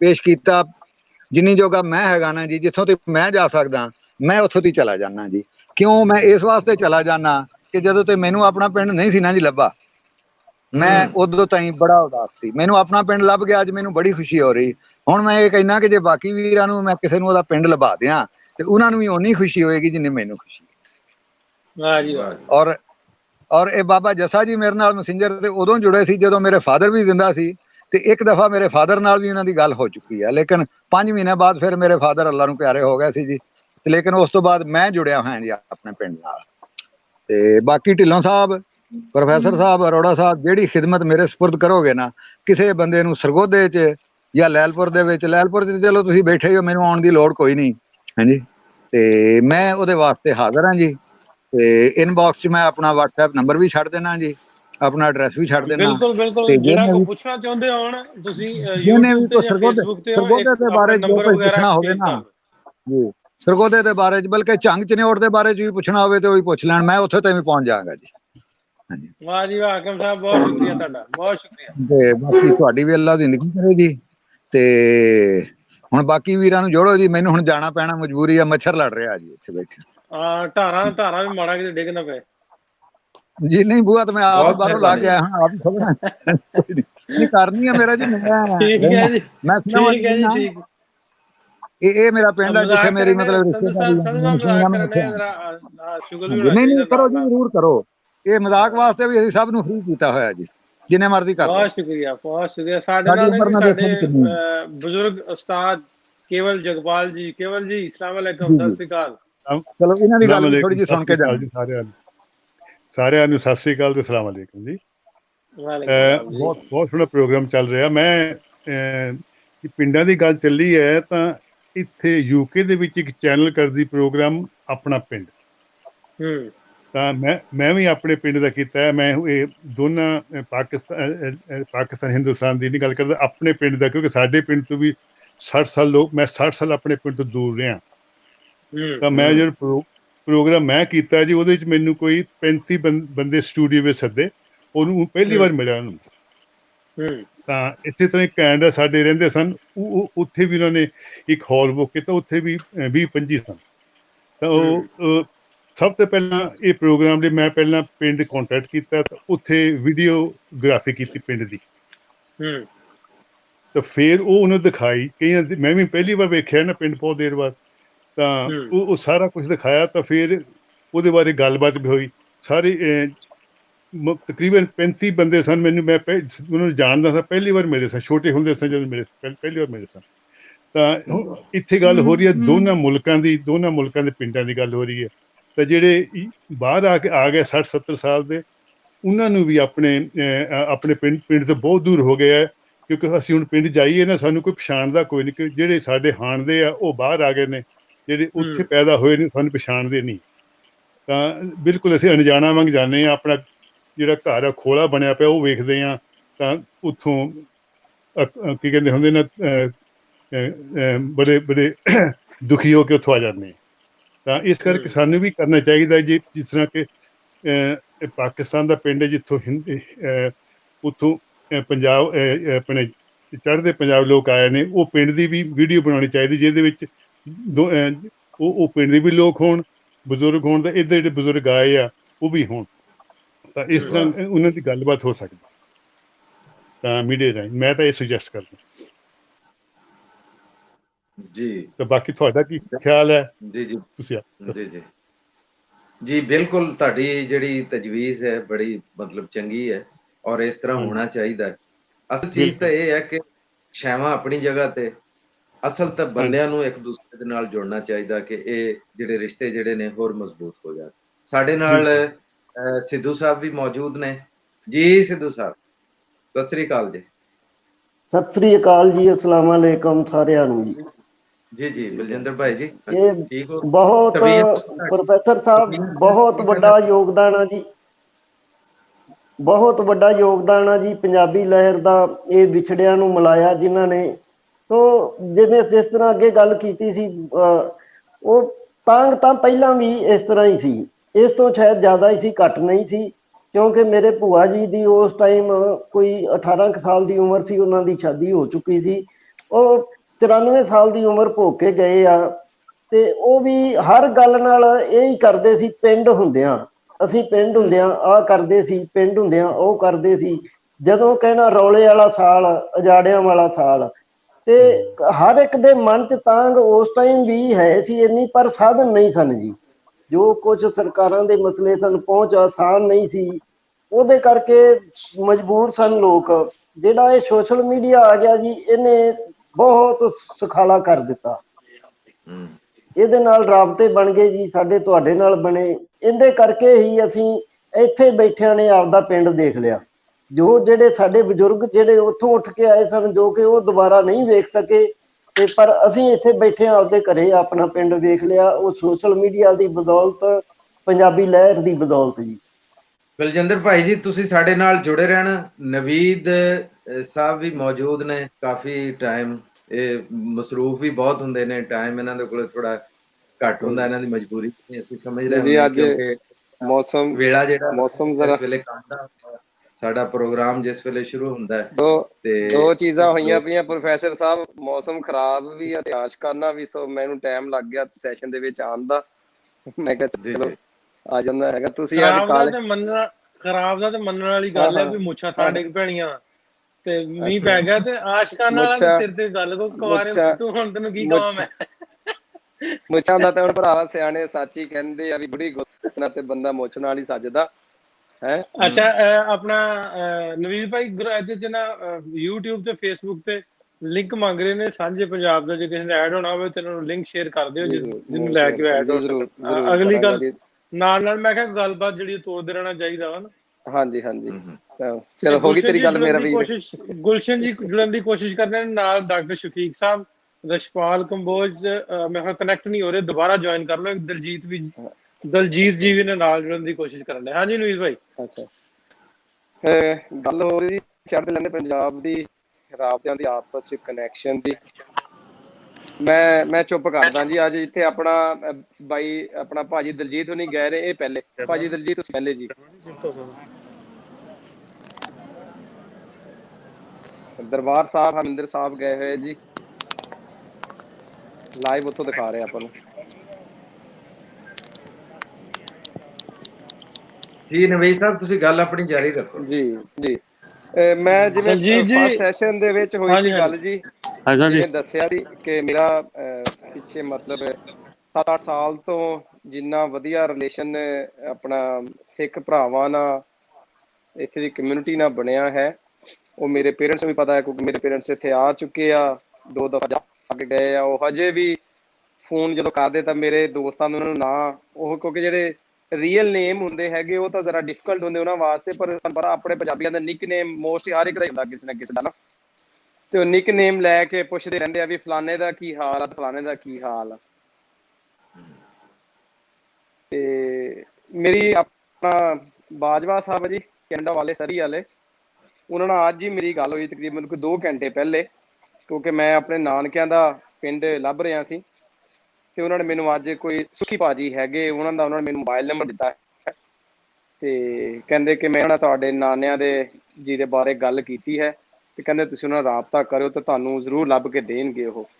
ਤੇ ਇਹ ਹੈ ਜੀ ਪੰਜਾਬੀ ਨੂੰ ਪਿਆਰ ਕਰਨ ਵਾਲੇ ਆ, ਜਿਸ ਤਰ੍ਹਾਂ ਪੰਜਾਬੀ ਲਹਿਰ ਨੇ ਸਾਨੂੰ ਜੋੜਿਆ ਆਪਸ ਦੇ ਵਿੱਚ, ਤੇ ਅੱਗੇ ਹੁਣ ਸਾਡਾ ਫਰਜ਼ ਬਣਦਾ ਵਾ ਜੇ ਅਸੀਂ ਸਾਰੇ ਪਾਈ ਜਾਵਾਂਗੇ, ਛੱਡੀ ਜਾਵਾਂਗੇ ਕਿ ਜੀ ਪਹਿਲੇ ਵੱਡੇ ਏਦਾਂ ਸੀਗੇ ਜੀ ਤੇ ਹੁਣ ਇਹ ਚੇਂਜ ਆ ਗਿਆ, ਤੇ ਸਾਰਿਆਂ ਭਰਾਵਾਂ ਵੀਰਾਂ ਅੱਗੇ ਰਿਕੁਐਸਟ ਆ ਕਿ ਜੋ ਤੁਹਾਡਾ ਫਰਜ਼ ਬਣਦਾ, ਜੋ ਤੁਸੀਂ ਕਰ ਸਕਦੇ ਹੋ ਕਰੀਏ ਅਸੀਂ, ਕਿਉਂਕਿ ਜੇ ਅਸੀਂ ਇਹਨਾਂ ਪਿੱਛੇ ਹਟ ਗਏ ਕੱਲ ਨੂੰ ਫਿਰ ਜਿਹੜੇ ਸਾਡੇ ਨਿਆਣੇ ਆ ਉਹਨਾਂ ਨੇ ਤਾਂ ਫਿਰ ਉਹੀ ਹਿਸਾਬ ਕਿਤਾਬ ਹੋਣਾ। ਹੁਣ ਮੈਂ ਛੋਟਾ ਮੂੰਹ ਵੱਡੀ ਗੱਲ ਵੀ ਭੁੱਲ ਜਾਣਗੇ ਹਰ ਚੀਜ਼ ਹੀ, ਹਰ ਚੀਜ਼ ਹੀ ਭੁਲਾ ਜਾਣਗੇ। ਤੇ ਬਾਕੀ ਰਾਤ ਤੇ ਜੀ ਤੁਹਾਨੂੰ ਸਾਰਿਆਂ ਨੂੰ ਪਤਾ ਵਾ, ਰੱਬ ਸੋਹਣਾ ਜਾਣਦਾ ਜੀ, ਚਾਹ ਦੇ ਕੱਪ ਤੇ ਪਹਿਲੀ ਜਿਹੜੀ ਸਭਾ ਕਾਲ ਹੁੰਦੀ ਆ ਯਾਰਾਂ ਭਰਾਵਾਂ ਦੀ ਹੁੰਦੀ ਆ, ਪ੍ਰੋਫੈਸਰ ਸਾਹਿਬ ਹੋਣਗੇ ਜਾਂ ਢਿੱਲੂ ਸਾਹਿਬ ਹੋਣਗੇ ਹਨਾ, ਤੇ ਜਾਂ ਤਲਵੰਡੀ ਸਾਹਿਬ, ਤੇ ਰਾਤ ਨੂੰ ਵੀ ਜਾਂਦੇ ਇਸ ਤਰ੍ਹਾਂ ਹੀ ਘਰ, ਯਾਨੀ ਸੁਬਾਹ ਸ਼ਾਮ ਦਾ ਜੀ ਸਾਨੂੰ ਤਾਂ ਨਹੀਂ ਪਤਾ ਲੱਗ ਰਿਹਾ ਵੀ ਸੂਰਜ ਕਿਵੇਂ ਚੜ੍ਹ ਰਿਹਾ ਤੇ ਸ਼ਾਮ ਕਿਵੇਂ ਪੈ ਰਹੀ ਹੈ। ਜੀ ਬਹੁਤ ਮਿਹਰਬਾਨੀ ਜਨਾਬ, ਤੁਸੀਂ ਵਾਕਈ ਆਪਣੇ ਤੁਸੀਂ ਤੇ ਕੁਲਵਿੰਦਰ ਢਿੱਲੋਂ ਸਾਹਿਬ ਨੇ, ਇਹ ਤੁਸੀਂ ਅਕਸਰ ਦੇਖੀਦਾ ਕਿ ਜਿਹੜੇ ਇੱਕ ਅਲੱਗ ਤੋਂ ਵੀ ਗਰੁੱਪ ਬਣਾਏ ਹੋਏ ਨੇ, ਵਾਕਿਆ ਤਾਂ ਬੜੇ ਪਿਆਰ ਔਰ ਮੁਹੱਬਤ ਦੇ ਨਾਲ, ਤੁਸੀਂ ਸਮਝ ਲਓ ਕਿ ਦੋ ਸਫੀਰ ਹੋ ਐਸੇ ਅਮਨ ਦੇ, ਪਿਆਰ ਦੇ, ਮੁਹੱਬਤ ਦੇ, ਪੰਜਾਬੀਆਂ ਨੂੰ ਇਕੱਠਾ ਕਰਨ ਦੇ ਹਵਾਲੇ ਦੇ ਨਾਲ। ਤੇ ਔਰ ਤੁਹਾਡੇ ਨੂੰ ਜਦੋਂ ਵੀ ਕਾਲ ਕੀਤੀ ਹੈ, ਜਿਸ ਵੇਲੇ ਵੀ ਕੋਈ ਹੋਈ ਹੈ, ਤੁਸੀਂ ਹਰ ਵੇਲੇ ਮੌਜੂਦ ਹੁੰਦੇ ਹੋ। ਯਾਨੀ ਅਕਸਰ ਅਸੀਂ ਇਹ ਲੋਕਾਂ ਦੇ ਕੋਲੋਂ ਸੁਣੀਦਾ ਜੀ, ਬਾਹਰ ਜਿਹੜਾ ਬੰਦੇ ਕੋਲ ਤਾਂ ਟਾਈਮ ਹੀ ਨਹੀਂ ਹੁੰਦਾ ਗੱਲ ਕਰਨ ਵਾਸਤੇ, ਲੇਕਿਨ ਜਦੋਂ ਵੀ ਤੁਹਾਡੇ ਨਾਲ ਰਾਬਤਾ ਕੀਤਾ ਤੁਸੀਂ ਸਕਰੀਨ ਤੇ ਮੌਜੂਦ। ਮੈਂ ਪ੍ਰੋਫੈਸਰ ਸਾਹਿਬ ਇੱਕ ਗੱਲ ਐਡ ਕਰਦਾ ਤੁਹਾਡੀ ਗੱਲ ਦੇ ਵਿੱਚ, ਉਹ ਸਿਆਣੇ ਕਹਿੰਦੇ ਬਿਨ ਕੀਤਿਆਂ ਕੁਛ ਮਿਲ ਜਾਵੇ ਨਾ ਤਾਂ ਉਹਦੀ ਕਦਰ ਨਹੀਂ ਰਹਿੰਦੀ। ਵਾਹ। ਮੇਰੇ ਸਾਰੇ ਅੱਗੇ ਰਿਕੁਐਸਟ ਹੈ, ਮੇਰੀ ਗੱਲ ਨੂੰ ਬੁਰਾ ਨਾ ਮਨਾਇਓ, ਭਾਵੇਂ ਇੱਧਰ ਦੇ ਚੜ੍ਹਦੇ ਦੇ ਪੰਜਾਬ ਦੇ ਜਾਂ ਲਹਿੰਦੇ ਦੇ ਪੰਜਾਬ ਦੇ, ਇਹ ਜਿਹੜੇ ਵੀਰ ਆਪਣੇ ਰਹਿੰਦੇ ਨਾ ਪੰਜਾਬਾਂ ਦੇ ਵਿੱਚ, ਸੋਰੀ ਟੂ ਸੇ ਸਾਡਾ ਵੀ ਚਲੋ ਥੋੜਾ ਮਾੜਾ ਐਕਸਪੀਰੀਅੰਸ ਹੋਏਗਾ, ਉਹ ਥੋੜੀ ਕਦਰ ਘੱਟ ਜਾਂਦੀ ਕਿਉਂਕਿ ਉਹ ਪੰਜਾਬ 'ਚ ਬੈਠੇ ਹੈਗੇ ਆ। ਅਸੀਂ ਕੋਈ ਵੀ ਭਾਵੇਂ ਕੈਨੇਡਾ ਆਇਆ ਬੈਠਾ ਵਾ, UK ਹੈ, ਮੈਂ ਨਾਰਵੇ ਬੈਠਾ, ਕੋਈ ਜਰਮਨੀ, ਜਿੱਥੇ ਵੀ ਬੈਠੇ ਸਾਨੂੰ ਇੰਨੀ ਖਿੱਚ ਰਹਿੰਦੀ ਆ ਜੀ ਪਿੱਛੇ ਦੀ ਕਿ ਸਾਨੂੰ ਮਤਲਬ ਕਹਿੰਦੇ ਵੀ ਸਾਡਾ ਸਵਾ ਸਿਰ ਖੂਨ ਵੱਧ ਜਾਂਦਾ ਹੋਏਗਾ ਜਦੋਂ ਸਾਨੂੰ ਕਾਲ ਲੱਗਦੀ ਨਾ ਕਿ ਸਾਨੂੰ ਕਿਸੇ ਨੇ ਉੱਥੋਂ ਕਾਲ ਕੀਤੀ ਆ ਹਨਾ। ਹਾਂ ਉਹ ਕਹਿੰਦੇ ਨਾ ਵੀ ਆਪਣਾ ਸਾਂਭ ਲੈ ਘਰ ਤੇ ਤਿਜੋਰੀਆ ਵੀ ਸਾਂਭ ਲੈ, ਮੇਲੇ ਨੂੰ ਜਾਣਾ ਹੈਗਾ ਹਨਾ। ਸਾਡਾ ਸਾਰਾ ਕੰਮ ਪਿਆ ਹੋਵੇ, ਇਸ ਤਾਂ ਕਾਲ ਚੱਕਣੀ ਹੈ ਤੁਹਾਡੀ ਨਾ। ਕਿਆ ਬਾਤ, ਬਹੁਤ ਸ਼ੁਕਰੀਆ ਸੰਧੂ ਸਾਹਿਬ, ਬਹੁਤ ਸ਼ੁਕਰੀਆ ਤੁਹਾਡੇ ਪਿਆਰ ਦਾ। ਹਾਂਜੀ ਮੈਂ ਮਾਫੀ ਚਾਹਾਂਗਾ ਕਸਟਮਰ ਆ ਗਏ ਜੀ, ਜੁੰਦੇ ਹੱਥ ਓਕੇ ਜੀ। ਸਾਡਾ ਸਰਫਰਾਜ਼ ਜੀ ਵੀ ਨੇ ਤੇ ਨਾਲ ਸਿੱਧੂ ਸਾਹਿਬ ਨਾਲ ਵੀ ਗੱਲ ਕਰਦੇ ਹਾਂ ਜੀ। ਸਰਫਰਾਜ਼ ਜੀ अस्सलाम वालेकुम। ਵਾਹਿਗੁਰੂ, सत श्री अकाल। ਸਤਿ ਸ੍ਰੀ ਅਕਾਲ ਜੀ। सर जी आज का टॉपिक तो माशाल्लाह बहुत ही प्यारा सजाद साहब ने रखे है, यकीन करो कि मजा आ गया। आज का टॉपिक मैं तो जस्ट जो ही देखा वे कि मैंने तो बड़ा पसंद आया टॉपिक आज का, और मेरा एक मतलब पर्सनल इस जो एक्सपीरियंस भी बहुत अच्छा वे कि फर्स्ट टाइम जो मतलब फॉरेन कंट्री च गए हैं ते क्योंकि असी पाकिस्तान तो एक रूरल एरिया बिलोंग करते हैं, तो कोई एक्सपीरियंस नहीं आई दूसरे रिलीजन के नाल ना कॉन्टैक्ट होने का। ते फर्स्ट टाइम मतलब उत्थे दुबई ये चांस मिले कि दूसरी कंट्री और दूसरे रिलीजन के नाल गेट टूगैदर होने का। और मतलब खुशकिस्मती है कि मेरा फर्स्ट कॉन्टैक्ट ही अपने पंजाबी भरावां दे नाल होया, चढ़दे वाले पंजाबियां नाल। और यकीन करो कि इतना को मतलब नैरो माइंड आई, एक पहलो नेगेटिव एक सोच होंदी है कि यार पता नहीं किवें होना इंडियन ये वो, ते जदों उन्होंने मिले हाँ पता लगा कि जी नहीं वाकई एक मतलब वो बिल्कुल सेम साडे वाली फीलिंग है उन्होंने दी, एक ही चीज़ आ असीं। ते उस तो बाद एक इतना ही मतलब क्लोज हो गया सी एक दूसरे दे नाल। मतलब फर्स्ट जदों पहले दिन जदों साडे कोल बहना उन्होंने जो साडे तो थोड़े मतलब पहले दे आए आन, ते इस वजह तो वो सीनियर हाँ उन्होंने साडे बहना, तो मैं कहना यार ये पता नहीं क्यों साडे को ये तो इंडिया तो बिलोंग करदे ते साडे कोले क्यों बंदे, क्यों इतनी साडी आओ भगत करदे ने। ते फिर जिमें जिमें वो मतलब टाइम दे नाल एक्सपीरियंस होंदा गया, ते यकीन करो कि मैं दा कि बेस्ट डे आ इन माई लाइफ। ते सब ही मुड़े ये नहीं है कि कोई छोटा या बड़ा, जितने भी मेरे दोस्त बने पंजाबी इस वजह तो ही कि अज मतलब उन्होंने ना उन्होंने रिस्पैक्ट मेरे दिल दे विच बहुत ज्यादा है। और मैं अगर रियली और मैं अपने रिलीजन तो बाद किसी रिलीजन का ज्यादा रिस्पैक्ट करदा तो सिख भरा, क्योंकि दिल दे इतने साफ है ना। शायद मैं बहुत बहुत रिलीजन के बंदियां नाल मिलिया, बहुत नैशनैलिटियां नाल मिलिया, लेकिन जो मजा इन्हां नाल एक फ्रेंडशिप का आया है ना, वो होर किसी नाल वो फीलिंग नहीं हुई एक अपनेपन की। ठीक है दोस्ती हज़ारां नाल हो जाती है, तुहाडी फ्रेंडशिप होंदी रहिंदी है, लेकिन एक अपनेपन की जिहड़ी फीलिंग है ना, क्योंकि एक ही साडी मिट्टी है ना, एक बोली है, इस वजह तो वो एक चाहत जिहड़ी है ना वो सिर्फ इन्हां नाल ही बनी है। बहुत मेहरबानी, तुसी साडे नाल अपनी सांझ पाई, अपना जिंदगी दे तजर्बे जिहड़े है साझे कीते साडे नाल। नहीं जी, मैं तो बहुत माशाल्लाह बहुत ही समझो कि जदों भी कोई भी सिख भरा चाहे उन्होंने मैं जानदा वा या वो मैनू ना जानदा हो या मैं उन्होंने ना जानदा वा, लेकिन एक दिल चो बहुत रिस्पैक्ट होंदी है, क्योंकि मैं वैद एक नैशनैलिटी वेखी है कि कभी इन्होंने नैगेटिव कमेंट्स किसी रिलीजन के बारे च नहीं दिते हैं। इस वजह तो कि मतलब एक साडे दिल विच इन्हां दी खासकर मेरे दिल चो तो बहुत रिस्पैक्ट है। और यही रीजन है कि वेखो तुसी पाकिस्तान दे विच मेरा ख्याल इंडिया की निस्बत या कि ईवन अदर कंट्री की निस्बत इन्हां दी जितनी पाकिस्तान दे विच रेपुटेशन अच्छी है, शायद ही इतनी रिस्पैक्ट इन्हां नूं किते मिलदी होवे दूसरी जगह। बहुत मेहरबानी जनाब सरफराज साहब, तुसी अपनी गल्लां दी सांझ पाई। साडे नाल विक्रम भाजी भी मौजूद सी ते डॉक्टर शफीक साहब भी मौजूद सी। मेरा ख्याल उन्हां दे सिग्नल जिहड़े ने ड्रॉप हो गए ने ते हुण मैं रशपाल कंबोज जी कंबोज साडे नाल जुड़े हुए ने जी। की कहना हाँ चाहोगे? जी, हाँ जी, नमस्कार जी, सत श्री अकाल। आवाज आ रही है जी मेरी? सत श्री अकाल जी। हाँ जी, हाँ जी, हाँ जी, मैं पंजाबी लहर का बहुत धन्यवाद करदा। मैं प्रोग्राम लगभग तुहाडा रोजाना ही वेखदा रहीदा जी,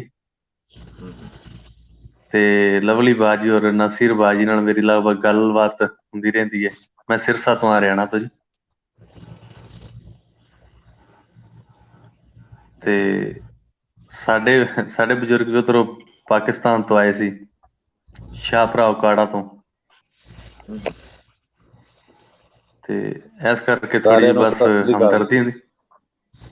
सत श्री अकाल जी। हाँ जी, हाँ जी, ਤੁਹਾਡੀ ਜਿਹੜਾ ਲਹਿਜਾ ਜਿਹੜਾ ਹੈ ਉਹ ਦੱਸ ਰਿਹਾ ਮਿੱਟੀ ਦੀ ਖੁਸ਼ਬੂ ਜਿਹੜੀ ਹੈ ਕਾੜੇ ਦੀ ਹਜੇ ਵੀ ਤੁਹਾਡੀ ਜ਼ੁਬਾਨ ਦੇ ਵਿੱਚ ਹੈ।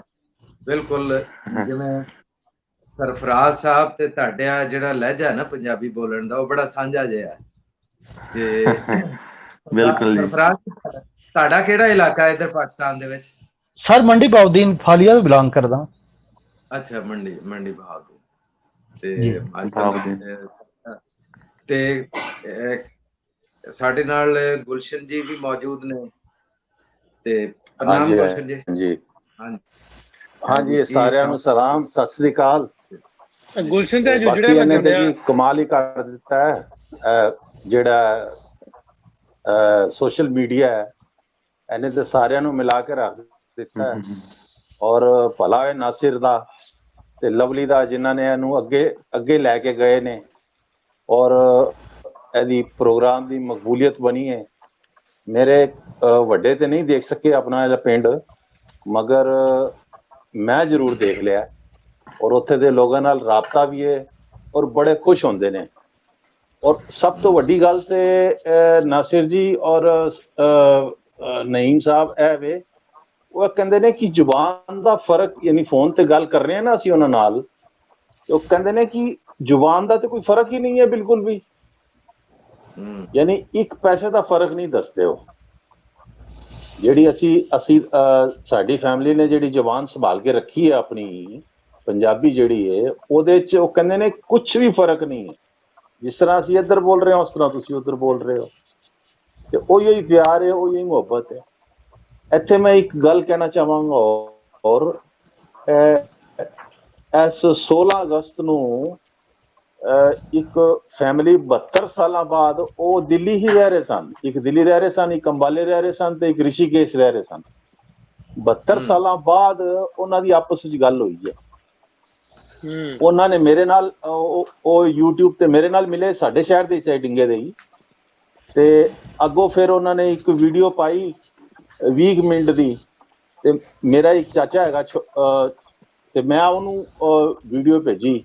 ਉਹ ਕਹਿੰਦਾ ਯਾਰ ਇਹ ਤੇ ਜਿਨ੍ਹਾਂ ਦੇ ਨਾਂ ਲੈ ਰਹੇ ਨੇ, ਇੱਕ ਤੇ ਅੰਬਾਲਾ ਬੈਠਾ, ਇੱਕ ਉੱਥੇ ਬੈਠਾ, ਉਹ ਬੜੇ ਖੁਸ਼ ਜੀ ਕਿ ਬਈ ਅਸੀਂ 72 ਸਾਲਾਂ ਬਾਅਦ ਇੰਡੀਆ 'ਚ ਹੀ ਰਹਿ ਰਹੇ ਹਾਂ ਤੇ ਨਹੀਂ ਮਿਲ ਪਾ ਰਹੇ। ਇਹ ਫਾਇਦਾ ਹੋਇਆ ਸੋਸ਼ਲ ਮੀਡੀਆ ਦਾ। ਬਾਕੀ ਸਾਰੇ ਕਰੋ ਆਪਣੇ ਆਪਣੇ ਵਿਚਾਰ ਸਾਂਝੇ। ਬਹੁਤ ਵਧੀਆ ਦੱਸਿਆ। 72 ਸਾਲਾਂ ਬਾਅਦ ਇੱਕ ਸ਼ਹਿਰ 'ਚ ਇਸੇ ਤਰ੍ਹਾਂ ਦੇ ਬਹੁਤ ਸਾਰੇ ਕੇਸਿਸ ਨੇ ਇੱਧਰ ਵੀ। ਸਿੱਧੂ ਸਾਹਿਬ ਟਾਈਮ ਰਹਿ ਗਿਆ ਆਪਣੇ ਕੋਲ 4 ਮਿੰਟ, ਤੁਸੀਂ ਕੀ ਕਹਿਣਾ ਚਾਹੁੰਦੇ ਜੇ ਆਉਣ ਵਾਲਾ ਜਿਹੜਾ ਪ੍ਰੋਗਰਾਮ ਆਪੇ ਮਿੱਥਿਆ ਉਹਦੀ ਵੀ ਤਿਆਰੀ ਕਰਕੇ ਆਉਣੀ ਤੁਸੀਂ ਨੈਕਸਟ? ਜ਼ਰੂਰ ਜੀ, ਇਹ ਮੈਂ ਦੋ ਮਿੰਟ ਬੇਨਤੀ ਕਰਦਿਆਂ ਜੀ। ਇੱਕ ਜਿਵੇਂ ਅਰੋੜਾ ਸਾਹਿਬ ਕਹੇ ਗਏ ਸੀ ਬਈ ਜਿਹੜਾ ਕਿਸਾਨਾਂ ਨੂੰ ਟੈਕਸ ਲੱਗਦਾ, ਇਹ ਬਹੁਤ ਵੱਡਾ ਭੁਲੇਖਾ ਹੈ ਜੀ। ਸਾਡੇ ਇੱਥੇ ਟੀਵੀ ਚੈਨਲਾਂ ਤੇ ਜਿਹੜਾ ਨੈਸ਼ਨਲ ਮੀਡੀਆ ਉਹ ਵੀ ਇਹ ਪ੍ਰਚਾਰ ਕਰ ਰਿਹਾ, ਜਦੋਂ ਕਿ ਸਾਨੂੰ ਕਿਸਾਨਾਂ ਨੂੰ ਇੱਥੇ ਕੋਈ ਟੈਕਸ ਨਹੀਂ ਲੱਗਦਾ ਸੀ। APMC ਐਕਟ ਦੇ ਤਹਿਤ ਉਹ ਜੋ ਵੀ ਟੈਕਸ 8.5% ਸੀ ਉਹ ਖਰੀਦਦਾਰ ਨੂੰ ਲੱਗਦਾ ਸੀ, ਸਾਡੇ ਕਿਸੇ ਵੀ ਨਹੀਂ ਲੱਗਦਾ ਸੀ। ਇਹ ਸਾਡੇ ਢਿੱਲੋਂ ਸਾਹਿਬ ਦਾ 3 ਬਿੱਲ ਪੇਸ਼ ਹੋਏ ਆ ਜੀ, 3 ਬਿੱਲ ਪੇਸ਼ ਹੋਏ ਆ ਜੀ। ਠੇਕਾ ਖੇਤੀ ਉਤਪਾਦਨ ਤੇ ਜ਼ਰੂਰੀ ਵਸਤਾਂ ਦਾ ਕਾਨੂੰਨ, ਉਹਦੇ ਵਿੱਚ ਹੈਗਾ ਜੀ ਕਿਸਾਨੀ ਉਤਪਾਦਨ ਖਰੀਦੋ ਫਰੋਖਤ ਤੇ ਤਜਾਰਤ ਪ੍ਰੋਤਸਾਹਨ ਤੇ ਸਹਾਇਤਾ ਦੇ ਨਾਮ ਤੇ ਸਾਨੂੰ ਜੋ ਵੀ ਸਾਡੇ ਕੋਲੇ ਸੀ ਉਹ ਵੀ ਖੋਇਆ ਜਾ ਰਿਹਾ ਸਾਡੇ ਕੋਲੋਂ। ਸਾਡੇ ਗੱਲ ਦੇ ਵਿੱਚ ਅੰਗੂਠਾ ਦੇ ਕੇ ਮਨਾਏ ਜਾ ਰਹੇ ਨੇ, ਔਰ ਕੰਟਰੈਕਟ ਫਾਰਮਿੰਗ ਰਹੀ ਸਾਨੂੰ ਮਜਬੂਰ ਕਰਕੇ ਤੇ ਸਾਡੇ ਕੋਲੋਂ ਕੋਰਟ ਵਿੱਚ ਜਾਣ ਦਾ ਅਧਿਕਾਰ ਵੀ ਖੋਹ ਲਿਆ ਗਿਆ ਇਹਨਾਂ ਬਿੱਲਾਂ ਦੇ ਅਨੁਸਾਰ।